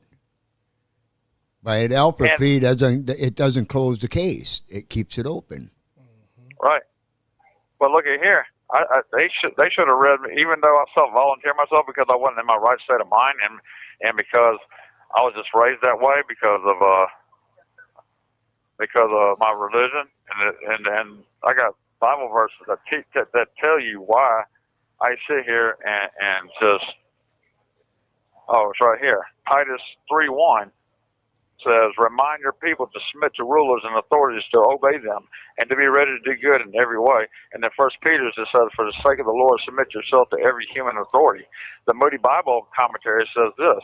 You know, this Moody Bible commentary was made up by 30 professors, college professors, and they say they describe what 1 Peter 2:13 means. It says, "One also submits to authority because it has been ordained by God." When believers act responsibly towards civil authorities, they are acting freely, remembering they are God's bondslave. Yeah, but that's religion. That's a religion thing, you know. That has nothing to do with your sentencing or with the judge's rules or the court's rules. No, what I'm trying to say is I'm going to automatically submit to my authorities because of this, because I was raised. I was brainwashed into these Bible verses. So I'm not a serial killer. I mean, I'm not a serial criminal or a habitual criminal or career criminal. So, I mean, it ain't like I run into the law all the damn time and know all the goddamn bullshit. Hey, Alabama, tell my stepdad about what happened recently with you and the motion that was put out. Tell him the whole thing about that motion that just happened recently with you and what the result was. Like I said, I don't have that on me. Off the top of your head, you know what happened, though. They got me. We don't need verbatim. We don't need verbatim. You don't need to say verbatim. You could just. He got me back into court, and the judge must have seen something good because he gave me a court date. But then my court date was the 7th, March the 7th, but then the DA came up with a fucking note to give to the court on the March the 6th, the day before it, saying that he don't have to give me this and that they have no damn ground and all this other bullshit. And I guess the court took the DA's word for it, because at the very last minute on March the 7th, the sergeant told me to come up to death and said they canceled it. I was about ready to be escorted out of here and go to Kenosha, because it's right there, to do my court hearing. And then at the last second, they said it was canceled, and they haven't explained why.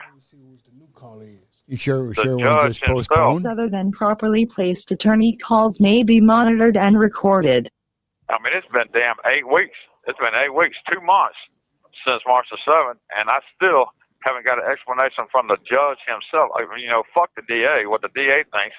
I haven't got a damn thing, an explanation from the judge himself. So he's the one that granted me the damn hearing. What he read in that damn motion brief, he must have been impressed with. That's the reason why he gave me the hearing. But then the DA said they don't have to have the hearing, and then that's all I hear. 2 months later, I still don't have nothing. Wow. Yeah. Yeah, I don't know. I never ran across a case like that before, But I'm about burnt out on all this shit, man, for real. You hear me? Yeah, it'll I'm burn burnt you out. out. I mean, I told you I had post-traumatic stress disorder, and this is what the hell post-traumatic. This is the definition of. Did you ever put in for reduction of time? Yeah. You didn't receive any?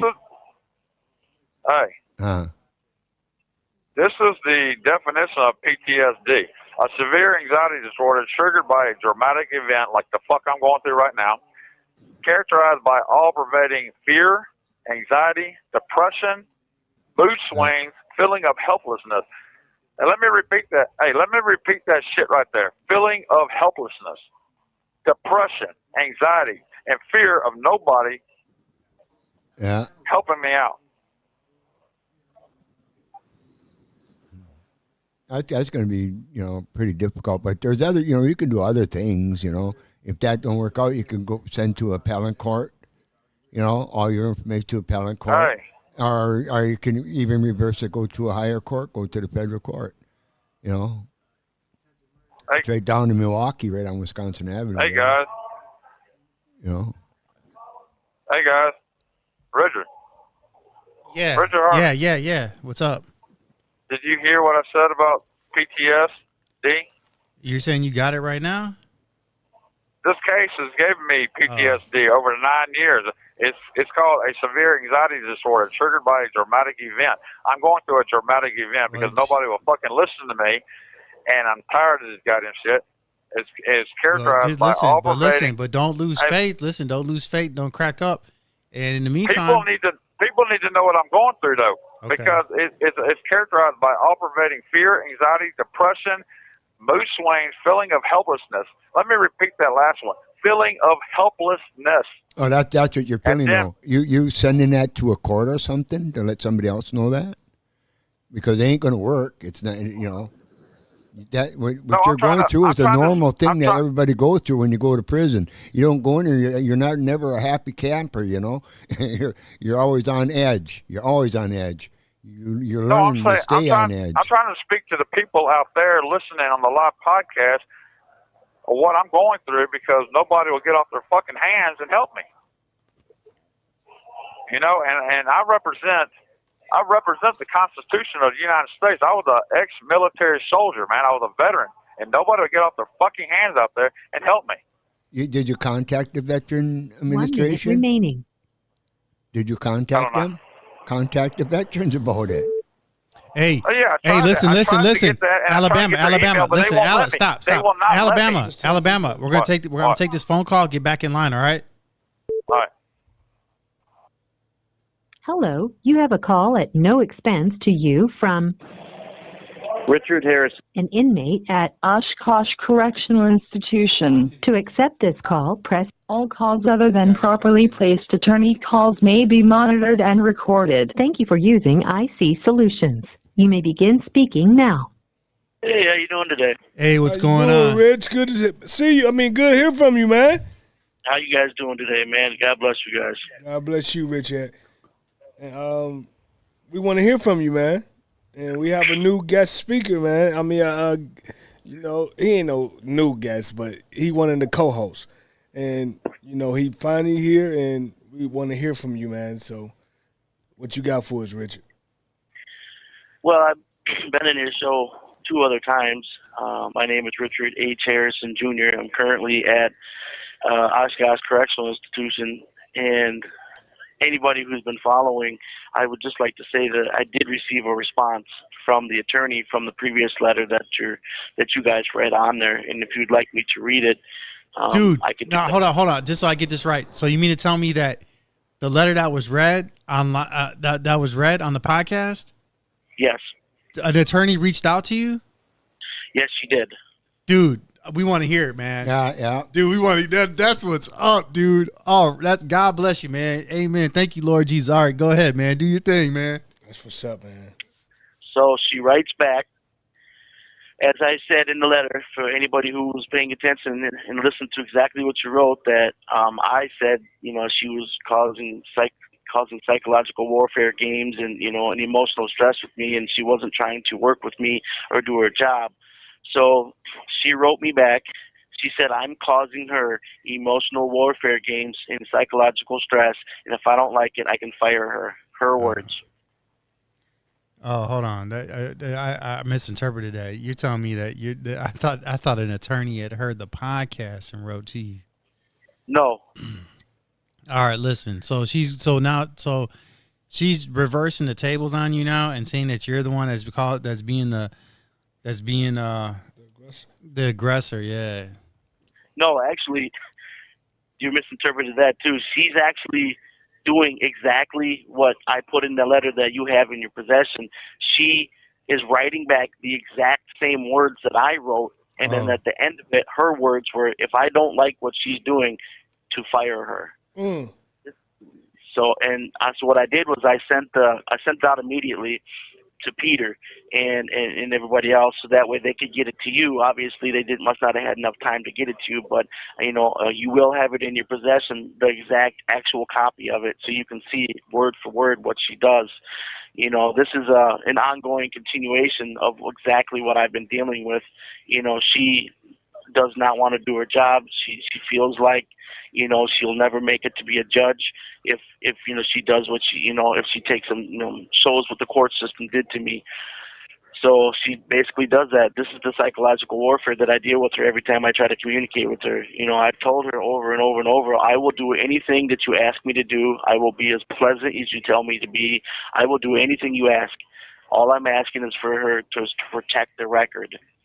And she's unwilling to do that. Instead, she writes me back the identical word-for-word letter that I just wrote her, and then simply puts her words at the bottom of it. If you don't like what I'm doing, fire me.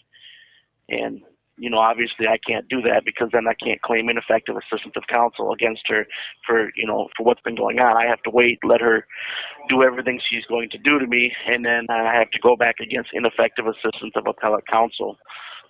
So it's not a good situation. You know, I was speaking to some of my relatives today. They said they might be trying to call into the show, so I don't know if they did or not. But no, nobody's called yet. Nobody called. Only prison lines. Yeah, so I mean, everybody's pretty upset. You know, it's just there's nothing else I can do. You know, dude, there's got to be at least one. There's one attorney out there in Wisconsin that could go and do what you need, and that is to protect the record. It could be a problem. There could be a problem there. You have multiple felons on you, right? You were in prison. No, you were in prison before. No, but I just have the one now. That's it. I don't have anything else. I have just the one felony now. Only now. They put them all away, right? They buried them. Say that one more time, sir. Is all the other convictions that they had, they dismissed them, right? Yeah, they're all vacated and dismissed. Yeah, I don't know what the computer shows, but yeah, that's all done. Them kind of things like that. They're still there. They're still there. When they look at when you're in court and you're going to court and you're being brought in for a Class H felony or something like that, and the judge will open up that thing there and he'll look at it, see what you all did. He'll look at it. He'll know it. He's not going to refer to anybody else on it because he's going to make that decision himself. But he's looking at what you did. He's looking at from the beginning you got in trouble all the way to the top. And that could stop you from anything, because that judge is going to look at that stuff. So and I understand that. I get that. But my point is, they know now that I didn't execute the crime. I mean, they legitimately and physically, not just me saying that, they know, and they're doing everything they can, to make sure that I don't get this record protected. I mean, nobody who knows the law can say that they've ever heard of a person being stuck in a courtroom on a state level for over 7 years or 6.5 years. It's just an unheard of thing. It's unprecedented. I can't even find case law for it. And I've been, I spend hundreds and hundreds of hours, there is no in the case law for that. Lowboy. I don't think there is a case law. Yeah, I've looked, and it's like, you're just like, wait a minute, you can't forcefully hold a person from getting to the appeals, and then by them actually doing, that letter that I gave to the gentleman at the show, on that last page, it clearly says, if Mr. Harrison does not put the issues in, I will act as if he had no issues, and I'll make it a court order. She just told them at a court hearing that I was court ordered to be at and was not allowed to be at. I mean, you have the paperwork right there with you guys that clearly shows she told them, just don't put any of the issues in that have been brought to light that we've proven, and for the audience and everybody, even new people, that, so I could reiterate, listening to my attorney phone calls during trial, witnesses who are lying, hiding witnesses, tampering with witnesses, proving where I was at, entering evidence, after the fact, which you can never do. I mean, this goes on and on. Every single aspect of it has been proven, and my old attorney has now come to testify on my behalf and has done so. And we have the transcripts for that and everything. I mean, you can't get a better case, All calls other than properly placed attorney calls may be monitored and recorded. But the problem is, if you don't protect the record from the beginning by putting all of the issues on, then like the judge said, she's going to act as if there was never any issues to begin with. And this long fight that I've had over 13 years has been for nothing, because now I'm going to have to start over, and I'm going to have to go after the appellate attorney to go backwards to just get to the other part. That's why I'm trying to find an attorney that will just step in for that one day, that one motion, just to put everything on the record. And you can go, hey, look, this is what took place. We've already been through this. We need you to rule on this. We need this judge to rule for me or against me. It doesn't matter how she rules, because either way it protects the record on what I've actually already proven.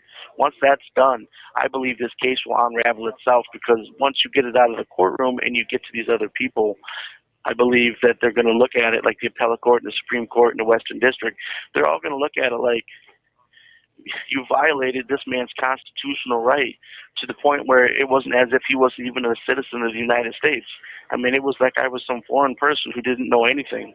I mean, I've never even seen anything like this. I mean, I've looked at so many people's case law, so many ethical and constitutional violations, and when I compare my case to what took place to me versus on them, it's like, it almost feels like I'm being, like I'm making it up, like it's science fiction, because at no time can you ever listen to a person's attorney phone calls during a trial without a warrant. At no time can witnesses get on the stand and lie, and the district attorney knows that they're lying and has audio recordings of them and doesn't turn that evidence over to my attorney until That's his after. job. That's his job, to get you convicted. That's what a DA is for, to get you convicted.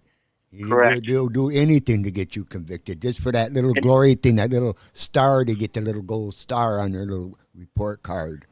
Correct. And it is, and you're 100% correct. And I think that's where I put that in that letter that I gave to you guys, where it says that that's the freight train, the legal freight train. This thing's moving so fast that, and everybody knows that a train can't stop on a dime, you know, and that's the legal system. You know, they're scared to stop on a dime because of what's going to come crashing into them when they do so. If they had stopped and been, wait a minute, you two aren't telling the truth. You know, their own witnesses. You know, you two know each other. I know you guys know each other. I've interviewed you guys together. I have audio recording of you two talking. That would have stopped my whole case right there and been like, you guys are liars.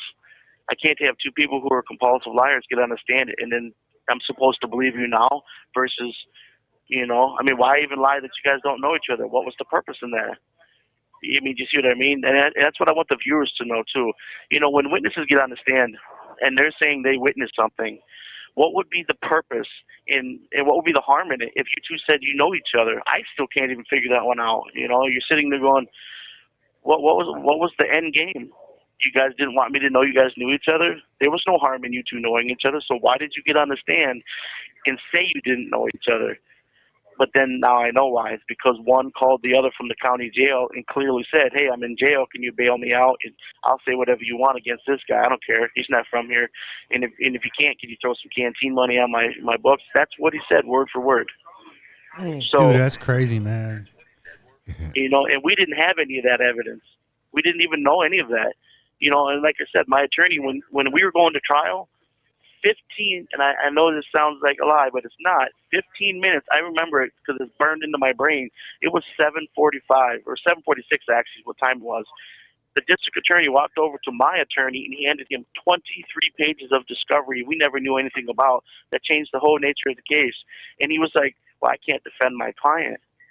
He said, I don't even know what I'm going to do with this. You're supposed to have turned this over, you know, and we're 15 minutes before trial. We're going to trial. And my attorney literally told the judge, he said, hey, I can't defend you can't do this. And the judge was like, I don't care. You're not getting a mistrial. She said that right out loud. You're not getting a mistrial. To do what you can. I'm like, you know, and I'm like, you know, and then 2 times during trial, she stopped the hearing and everything. And she said, listen, you guys are going to need to come back here. You know, she took the jury out and she took my attorney and the district attorney back to her office in her chambers, whatever, and told them, I'm not giving you a mistrial. You two are both, you're so far off the rails. You're doing things that are so unethical. You can't do this. He's going to get a mistrial. And my attorney was like, he's not even guilty. Why are we even here? And she's like, well, we're here because we're here. The district attorney says we're here. And that's why we're here. So, I mean, and these are her words. This is not me, like, misquoting her or anything like that. Anything that's said in court, you know, that the stenographer there, he or she's taking it all down. Get the transcript for that. Get it. Oh, yeah. They have to get that to you. They got to give you the transcript, what that judge said, what that DA said, what your lawyer said. They got to give you all that stuff. And you know, are you sure you got it all? Yeah, actually, I am. Trust me. I actually have something that they think I don't have. You actually have possession of it, too. That letter, that last page of that letter you have off CCAP is a non-existent form. The only thing you're going to be able to, you can call up the clerk of courts, you can call Alejandra, Peter, Paul, everybody's called up who has had 100% success in getting the transcripts of everything I've ever had, every court hearing, every statement, everything, even things that weren't said. They say, and I quote, there was no hearing on 4/17. There was nothing that happened on 4/17/2023. But yet, you have a piece of paper in your possession right now, there at the podcast with you, that clearly says what the judge's statements were.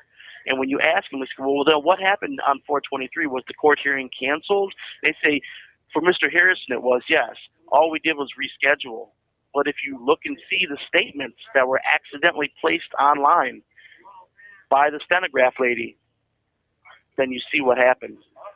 That's why everything took place. There was no other way to end my case and not free me unless she told them, just don't file issues and then we can put this case to rest and we'll see if he'll continue fighting for his innocence. I mean, after 13 years, did you think I was going to stop? No, I'm not. And the only reason I didn't take the 4-year plea deal when they offered it to me, is because I am innocent, and that's in the records too. My attorney got on the stand and told them my client would not refuse the 4-year plea deal that everybody here agreed to, including you, Your Honor, because he said he was innocent. I wouldn't even be incarcerated right now. I'd be done with probation and everything. But I'm not going to admit to something that I didn't do. That's ridiculous. So, if there's anybody out there, and viewers or people that are listening to this podcast or anything like that, I have a GoFundMe set up that isn't doing too well, to be honest, and I am fighting for my right. And even if you don't want to put money in it, which is fine with me, I prefer, if you choose not to do that, that's fine. Put a comment on there, tell me that, to keep fighting, give me some kind of support that, that other people will see also, because there are people in prison, not just like me, other people who are sitting here fighting the same corrupt system that doesn't care whether you are innocent or not. I mean, I've proven it, and I've already lost 13 years of my life. And I've got teenage children who are out there right now who are mad as hell at me because I haven't been there and I'm the only parent. I still, deal with them and talk to them, whatever. I do everything I can, but, how much of a father can I possibly be, from a correctional facility where I get 4 cents an hour, and they take 10% of that. Oh, yeah. Yeah. I don't know what else that's the truth. That's not actually me making anything up. We get $4 every 2 weeks is what I get, you know what I mean? And then they take 10% of that plus whatever else is owed, So, I end up with 27 cents. You're in the medium, right? Oshkosh is medium. Is a medium, I just made it to a medium. I was at Green Bay Correctional for 6.5 years. Can you another 5 years, you can go to a minimum. Work release. They told me, just due to the nature of my case, I'll never see a minimum. I'll be stuck in a medium for the rest of my life. Because minimum, you go to Sangambe Powers, man. You got a person got it made there. Yeah, you go to Green Bay and you cut grass and get paid union wages. Yeah, but he's trying to get his freedom. $2.50 an hour. Hey, you too, though. But he's trying to get his freedom, man. I know. But in the process, that lady that's on that statue, she's got that thing. My thing is over her eyes. They don't even let anybody go to minimum unless they've got like 5 years left. No, a lot of people got life in minimum. The thing is, a lot of people ain't getting to work release because the they ain't doing the programs. So he ain't doing that program. Why would he do the thing about why is he going to take other than properly placed attorney calls may be monitored and recorded. Hold on. But that's the reason. So, let's say if he even wanted to go to minimum, he'd have to take that sex offender class. He's not going to take that sex offender class because he's innocent. So he's and if he takes that sex, what? I can't actually do that, and here's the clause on that, just so you guys are clear on this. I can't even do that because if I do that, I give up my right to an appeal. That's the law now. Yes, you will. And why would I do that? Why would I do that? That's the dumbest thing I ever heard too. If I was the case, why wouldn't I just took the 4-year plea deal? If all things exhausted, everything gets exhausted on you, you got to accept what's going on. Yeah, but he's got other. Yeah, but you can only go so far. You can't go beyond what you're doing. You got your appellate court. You can send everything to appellate court and let them look at it, and they'll say, "Hey, wait, now check this out." If you get the transcripts and that, and it states that they all know your innocence and all that, but still did this to you and that. You can put it to the appellate court. They'll look at it. They really will. And then when you get out of that and they say, okay, you're out of there. You get out of there, and then you take it to the federal court and you sue the shit right out of them. I was just, 2 days ago, I was just on the phone with a reporter. Her name is Erin Jordan from the Gazette News, and who's in contact with Marianne Caron from Wisconsin Watch, Eric Hogan from News Weekly, and Dylan Brogan from Isthmus News. And they're all involved with this. They're doing a story called Ineffective Assistance to Counsel and When Justice Fails. I've been working with them for 2.5, almost 1 3 minute years. remaining. That whole 3 years I've been working with them is giving all the transcripts to them because they wanted their and their legal team and everybody to make sure that what I was saying was true. Do they have the recent transcript then? Do they have like what was said recently on the? So like what are these? What are these? Listen, what are these 3 advocates of yours? I take it that you would take. Would you consider them to be advocates? Oh yes. Okay, Alejandro. now listen. We want you to get back in line to get back on the podcast. All right. Okay. I'll do that. Having said that, Yeah, just get back in line, and so we can get you back on the podcast. And dang, man, I will. I promise I will. Thank you, and God bless you guys. Hey, God Each bless and you every too, one. brother, man. All right. Yeah, sometimes, it's like when I was in there, right? Yeah. It was like, it was a lot of guys, man, that was in there, And it was like, if he's going to be there and he exhausted all his ways, and it does end at the Supreme. At the Supreme. But he ain't even out of the lower courts but yet. I know, but that's if he wants to go all the way, he's got to go right to the Supreme Court. Yeah. But if all fails, the best thing for him to do is take that class. Take that class. Get some money. And move around, because move around. Time goes faster if you move around. If you take that class, you gotta say you did it. I took classes that was not in where I was at. I was at first. I went to Oshkosh. I got to Oshkosh. I went to Green Bay, to Sangaree Powers, and then from there I went to Oak Hill, and then from Oak Hill I went to Winnebago. And then from Winnebago I came home.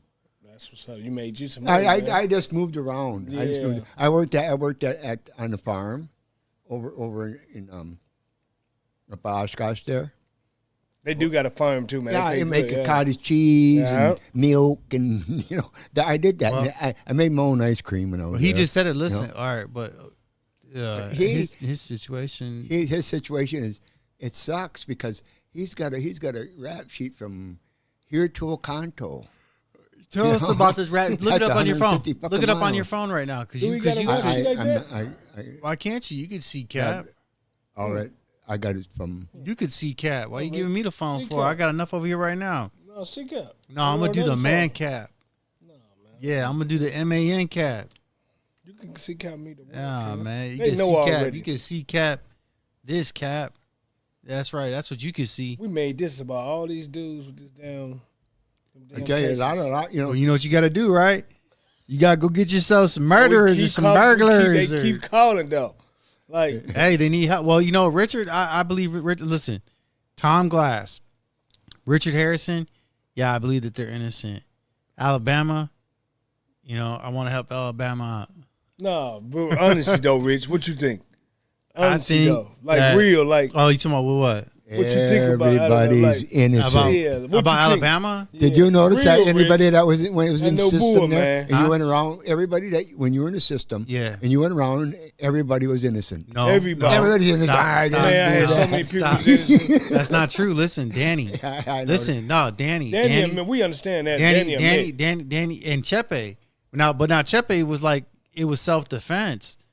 This guy was out to kill, was trying to kill him, and he was drunk and high, and he shot at the guy in self-defense, and he died, and he went to trial. He went to trial. The other guy had a weapon.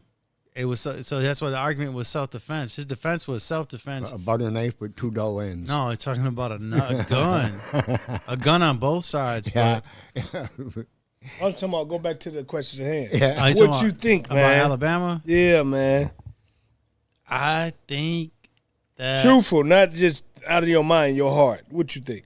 Because the mind will trick you. Your heart don't tell the truth. No, you already know then what I think. What you think? I didn't hesitate to say anything about. That's Oshkosh again? Yeah. We ain't finna have him call all night, though, Rich. The other people got to call. El Schmidt. An inmate at Oshkosh Correctional Institution. Your account balance is $12, and all calls other than properly placed attorney calls may be monitored and recorded. Thank you for using IC Solutions. You may begin speaking now. How's that for fast? Oh wow! Oh, yeah. No, Okay, that's fine. That is fast, bro. It's just fast, we heard somebody else's phone, somebody else's name. Yeah. You know, there's more than one way to jump on a dog's back. You already know that. Yeah. Well, go pick up where you left off then. So what I was trying to say is, my whole issue is that everybody has this misconception of the way the law is actually works. I mean, I'm sure you don't, and I'm sure the other gentlemen there have a very good understanding. But until you're in the heat of the court battle and you can see that no matter what you do, unless you have an attorney who's so far on top that they know they can't push that attorney around, there's nothing you can do. I mean, I was dumbfounded. I walked into a courtroom thinking I'm going home. There's, I didn't do anything. I know I was at work. I know where I was at. I know I can prove by, billing and this and that. I can prove every statement that I legitimately said until my attorney didn't know what to do. My attorney sat there and couldn't defend me because he didn't even know what he was defending me against.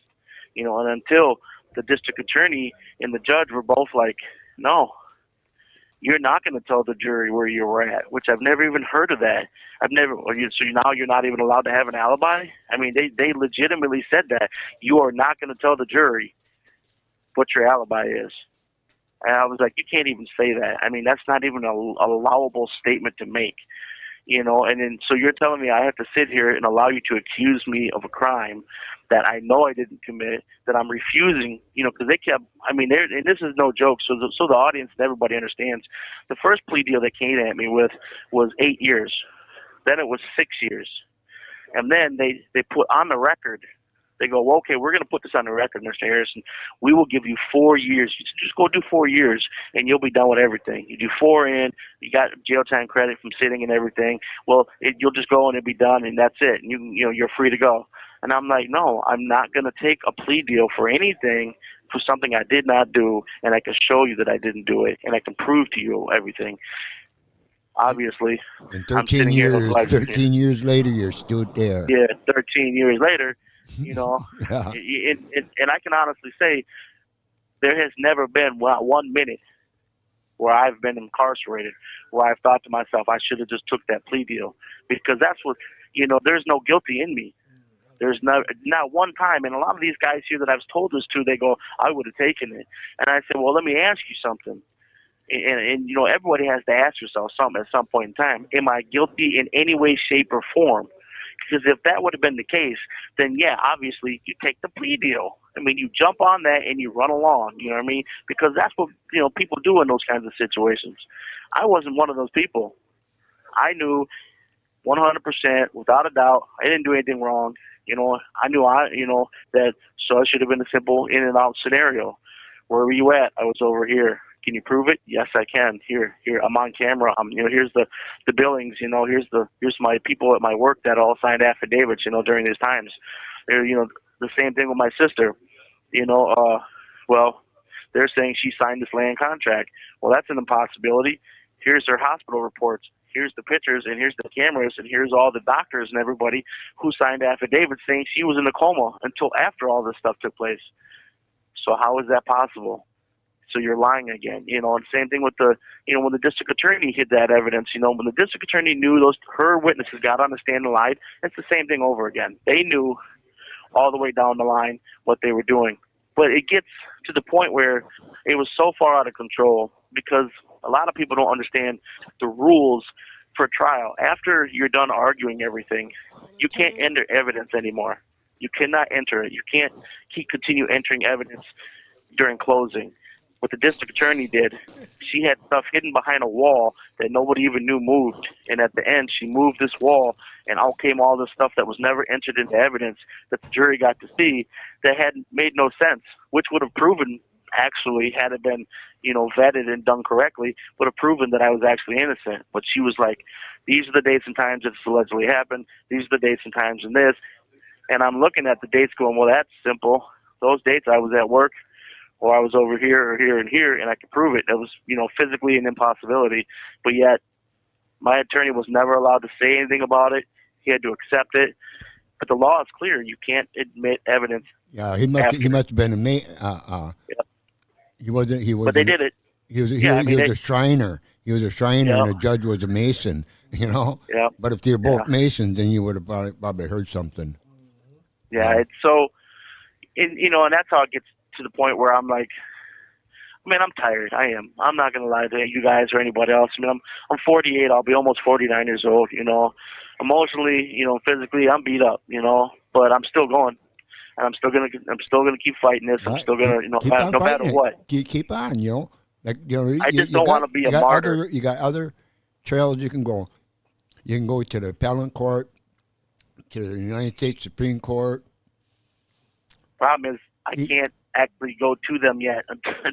See, that's where a lot of people after you exhausted that, you can. Well, if you have no other alternative, no other way of doing anything, it's the Supreme Court, is it? Not the Wisconsin Supreme Court either.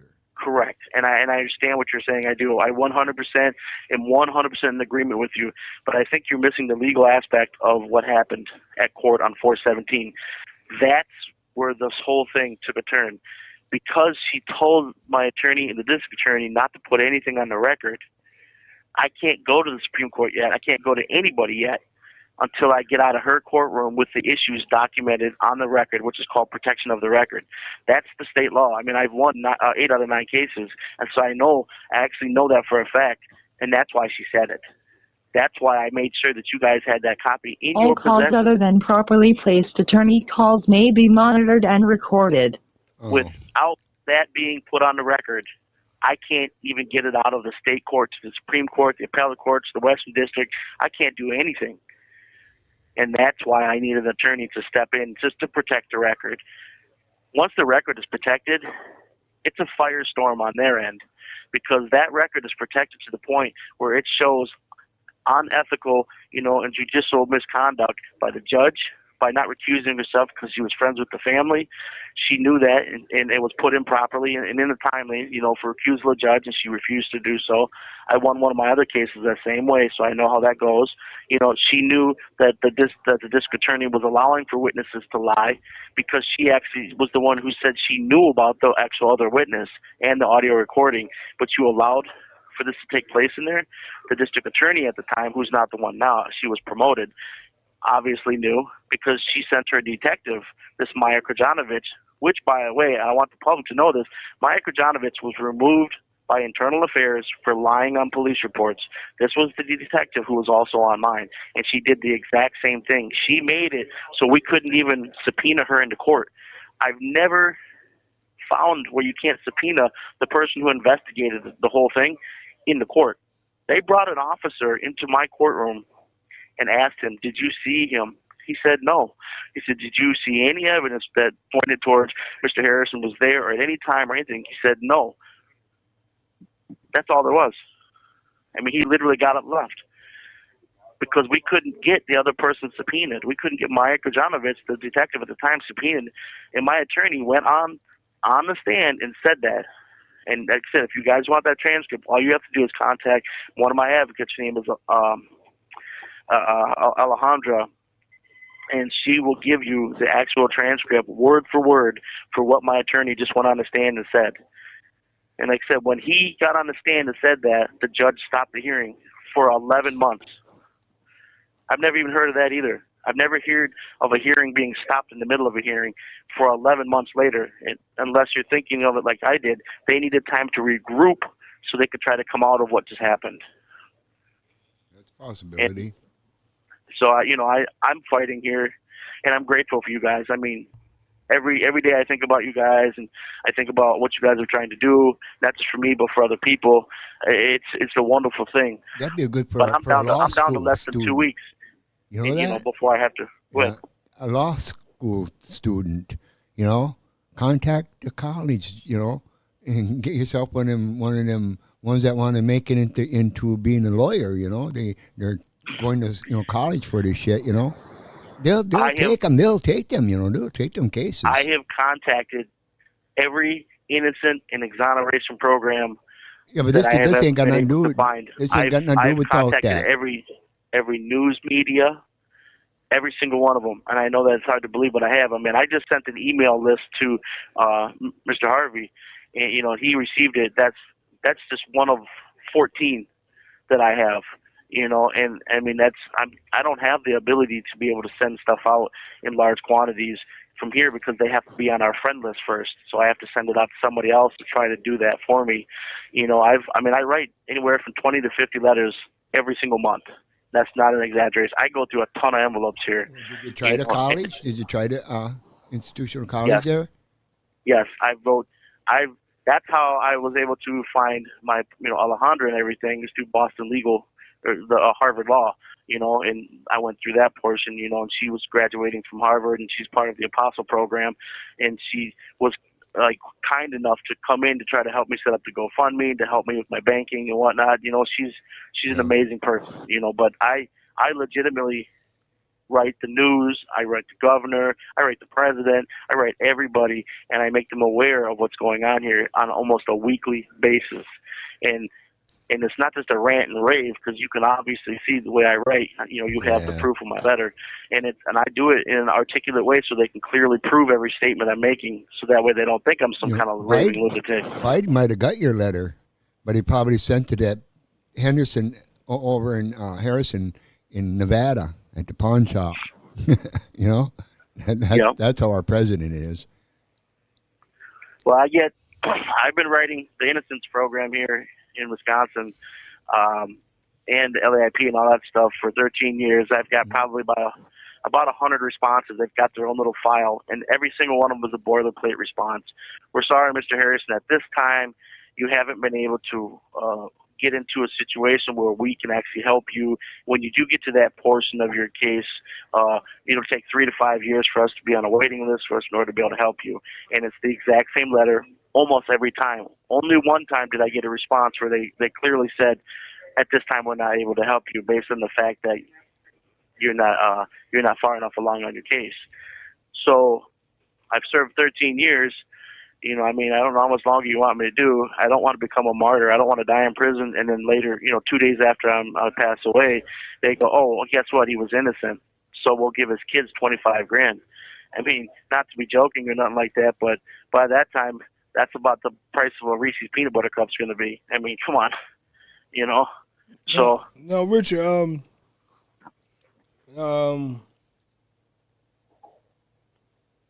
My brain went numb just now. Now, what else I ask? Okay, we introduced you to the podcast, right? So, what would you like us to do out here?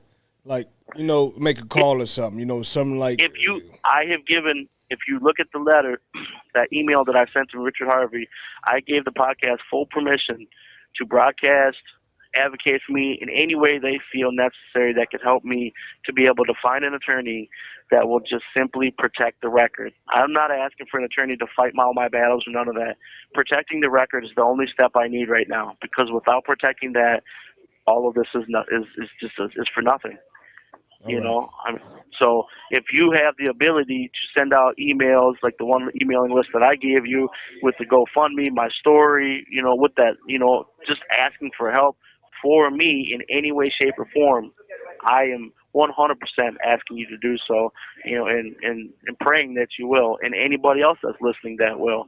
If there's any information, the people that are listening to this podcast, please call the podcast, call them, email them, do whatever you can, and ask them for the information. My advocates definitely need help, in this situation. A lot of people don't understand how gravely serious this is, not just for me, but for innocent people that are, going through this legal system that don't have any recourse, don't have nobody.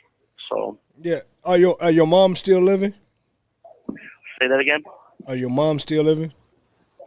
Yeah, my mother is. She's in the hospital right now. She's got really bad diabetes. She's down in Alabama, and she's an elderly woman. Which this whole scenario has really caused her a lot of problems. So, would you like to say anything to her? Because Mother's Day tomorrow, you surely have the floor. If you like to say anything to your mom. Oh, I tell her I love her and I miss her, and that I wish I was there to help her, through these hard times, like I've always done. She knows I love her, so I love my kids too. They know that, but I speak to them enough so that they understand that. They know. It'll be a good thing on your behalf to do, to reach out to like family members and friends and tell them about the podcast so they can watch you and hear you over story on YouTube, so they can share it with other, friends and family members. So if you can get the chance, tell them about the podcast so they can share it, so they can have some times off and they can have a way to, watch your All calls story. other than properly placed story is attorney calls important. may be monitored and recorded. I believe your story is important. I think the world should hear it. I think they should take a look at it. I think you should get a second chance just on what you're saying that we heard so far. If you could reach out and you tell them, hey, they can see you, man.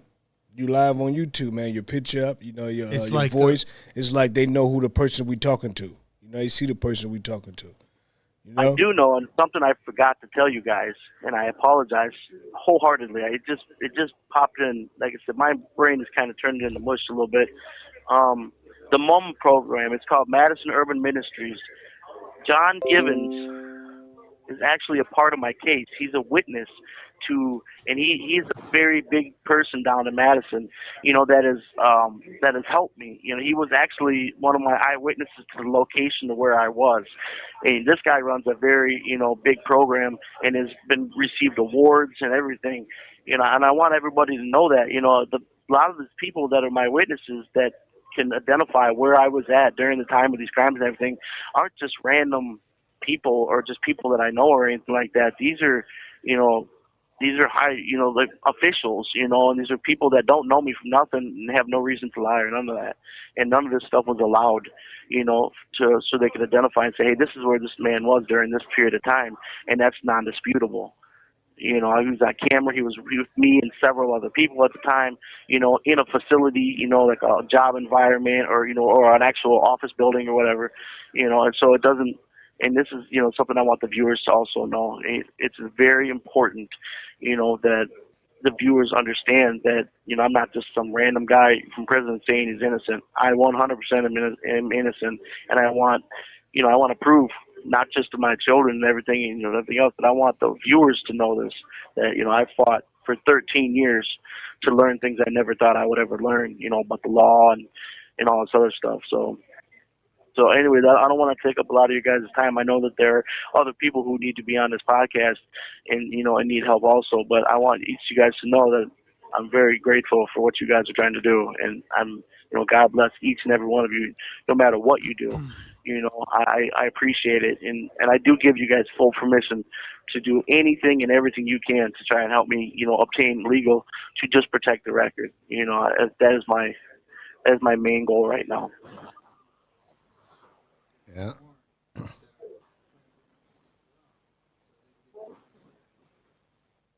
That should be broadcasted. He gone? Yeah, he's still here. Yeah, man, reach out to other inmates too, man, that have similar situations as you, man, and others if they, they have a voice and they have a life experience that they need to, tell the world about. Tell them to call. Give them the number. I will. I try to, and please don't take this the wrong way. I mean, you guys seem like the greatest people in the world. I really mean that. But I tend to gravitate towards people who have more of a grasp on reality. 1 minute remaining. I don't want to give out your guys' number to somebody that might do something that is a waste of your time or inappropriate in any way, shape, or form, because that's not good. A short timer. Well, give it to a short timer. For the forward things up, I don't want you. Like I said, I really mean this. I really appreciate everything you guys have done. It means the world to me. Honestly, I'm surprised that other people ain't calling, because I know we asked you guys many times to reach out, and there's thousands of people in them joints, that have similar situations as you, and we'll never hear from no one else. So we like, is you telling them?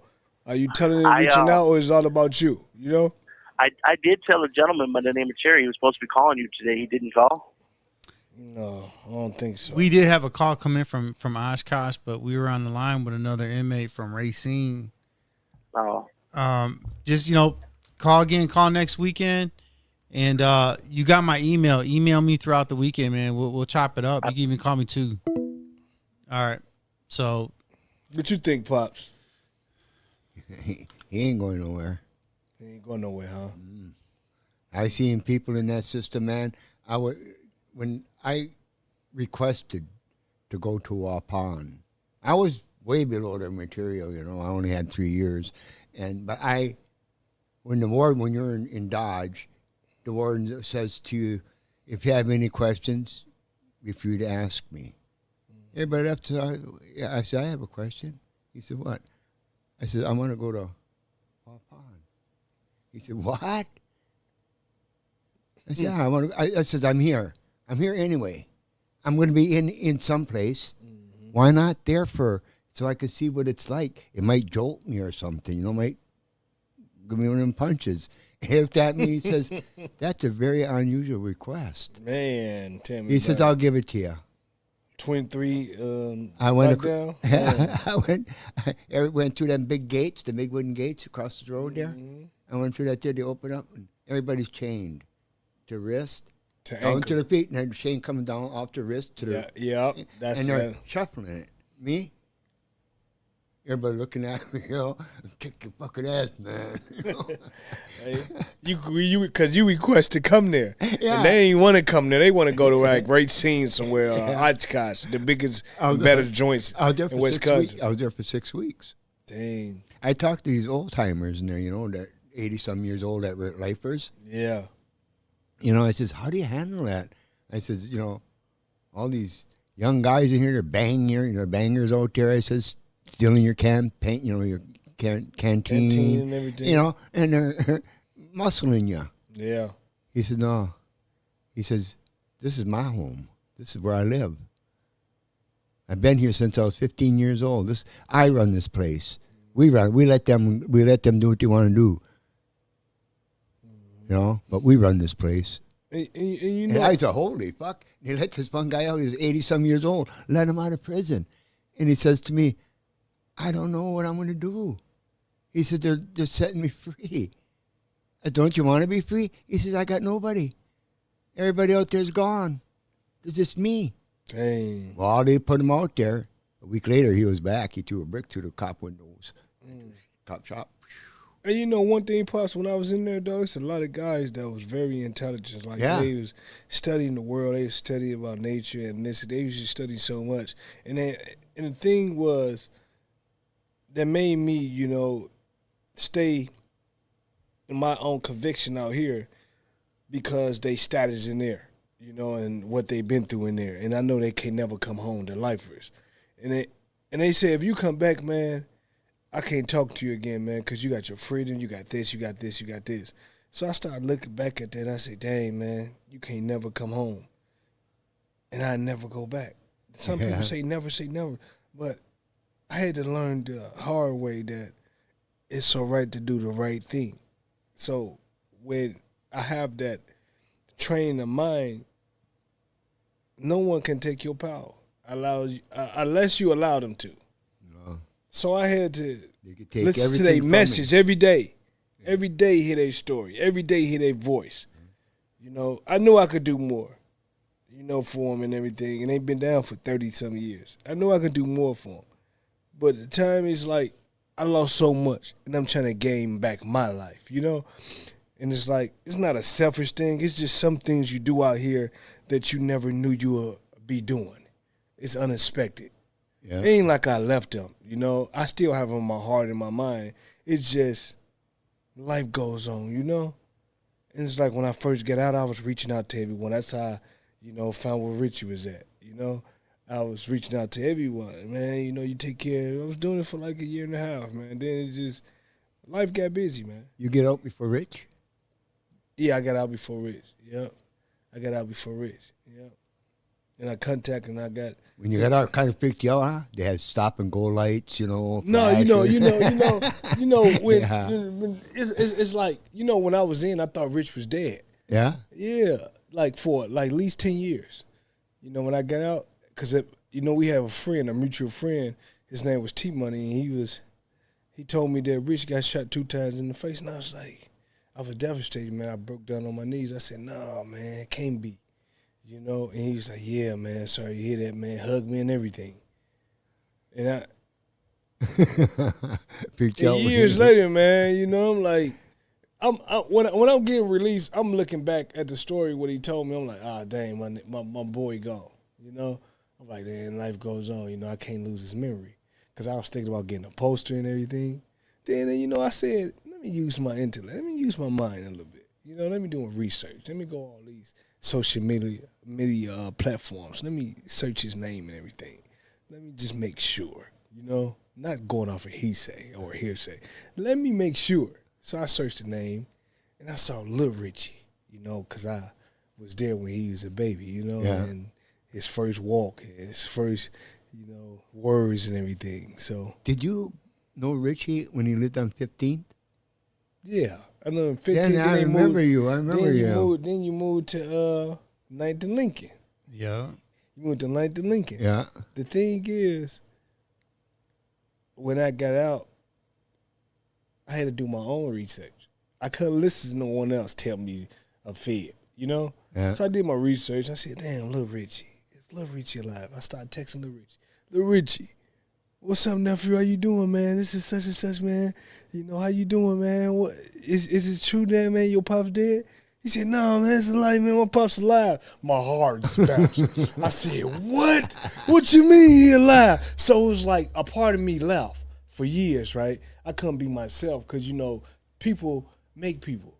They make you a whole when you have people in your life. They make you who you are. At the end of the day, you also have your own decisions. But some people make you who you are because the relationship you bond with them. Yeah. They part of your history. They part of your story, your life decisions, your journey.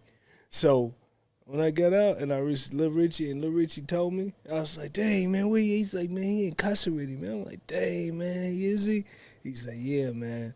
And I said, Lil Richie, I'm finna come see you, man. When I get off of work, man, I'm coming where you at, man. He's like, man, this is my address. I came see him and I said, dang, man, you look like your mom, man. Because at first I'm like, damn, he look like Lil Richie. I'm thinking he finna look like Richie. I'm like, damn, he finna look like Rich. Man, I saw him. He a split image of Sarah, man. When I say the split image of that woman, because I knew her.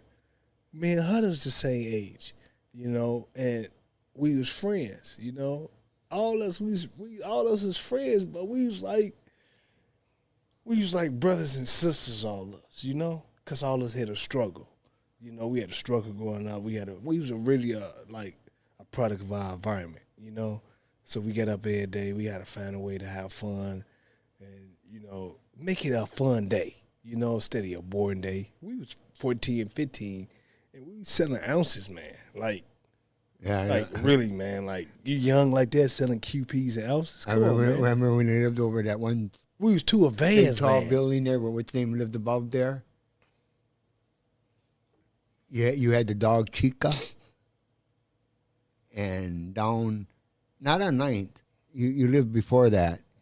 See, Pops, we was like this. You talking about 27th Street on the south side? Yeah, it's on the south side here.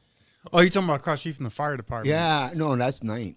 Well, no, that was all across the street from the fire department on 20th or something by Scott. Oh, yeah. Remember when I lived off of Scott? You live,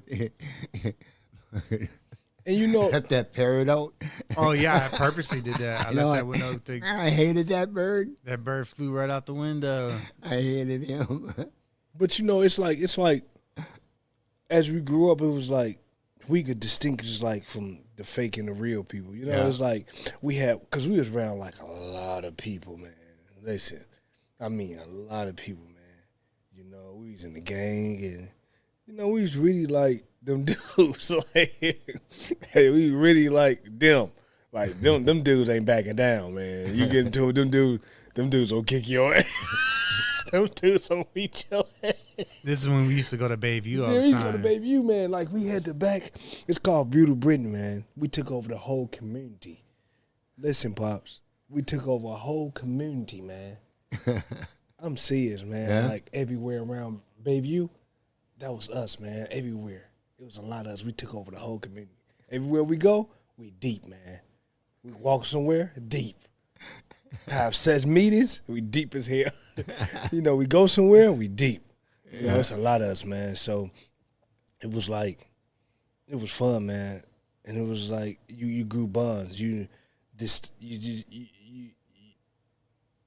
knew who was real and who was not, And while us being advancing in our mind on a different level than people our age, it was like we was young adults that making decisions as grown men's making decisions.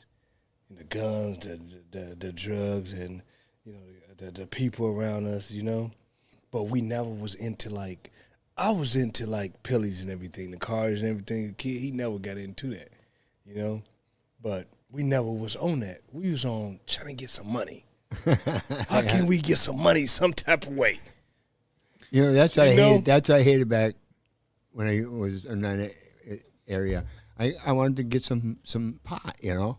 And I get it for you. And they come out there in a little fucking corner, a little nickel bag, or whatever they call it, you know, dime bag. I hated that because I'm a half ounce guy, you know. That's what I want. And he come in a little fucking nickel bag. They nickel bag you to death. Yeah, they do that. We did nickel bags. We did nickel bags when we was kids. We did nickel bags. We get QPs. Yeah. But we used to, man, we was kicking, man. We was doing our thing. It just, we was just learning. You know, we was learning about, you know, what to do and not to do.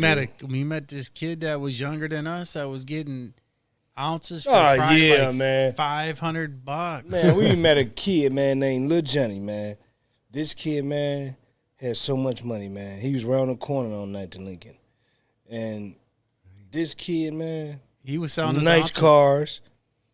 He was selling us ounces for $50. We could have got a quarter pound off him for like $175. He was getting an ounce when we was 14, 15. He was like 13. Me, him, and Santiago, all us went to Audubon. You know, and me, Santiago, we got kicked out because Santiago had a head-on, had a crack 5. And majority of the people that's, you know, was in, you know, went to that school, they was, you know, different, they was oppositions from us. So me and Santiago had our backs towards each other for the fight the whole entire school. And they kicked us out because of that. We couldn't go back to school because of his head. Yeah. Yeah, I couldn't go back. We had the whole school, man, for the fight the whole school because he was a little tall. He like, young age like that, I was 5'10" or something, 5'9". Santiago at least 6 foot, you know, at that time. A little taller than us. Now he got to be like 6'4", you know, because I'm like 6'2", you know. So Santiago got to be like 6'4", 6'5", but he didn't back down. So then Rich. So I had 2 guys that with me from different ethnicity, different cultures, different backgrounds, but we end up having the same background. Yeah. Right? We start going through the same things because everywhere we went, man, we walked, man. We weren't the type of guys that. Yeah, you're not gonna do much when you're driving. We didn't have a car, man. And if we had a bike, it's because we stole it. We stole it. We walked past the police station every single day, man, there and back. Every single day. Weed on us, blunts, because we used to smoke a lot of cigarillos. Or we'd smoke out a bun, yeah. You know, a bowl. We still have we created a mask, a doctor mask, right? What's the kind of mask is that? Hey, wait a minute. Oh, you talking about an oxygen mask? We had an oxygen mask, man. Oh, yeah, yeah. When I say unbelievable high, I mean, I'm talking about both of us. After we done, we like. I'm trying to think of the name of those masks.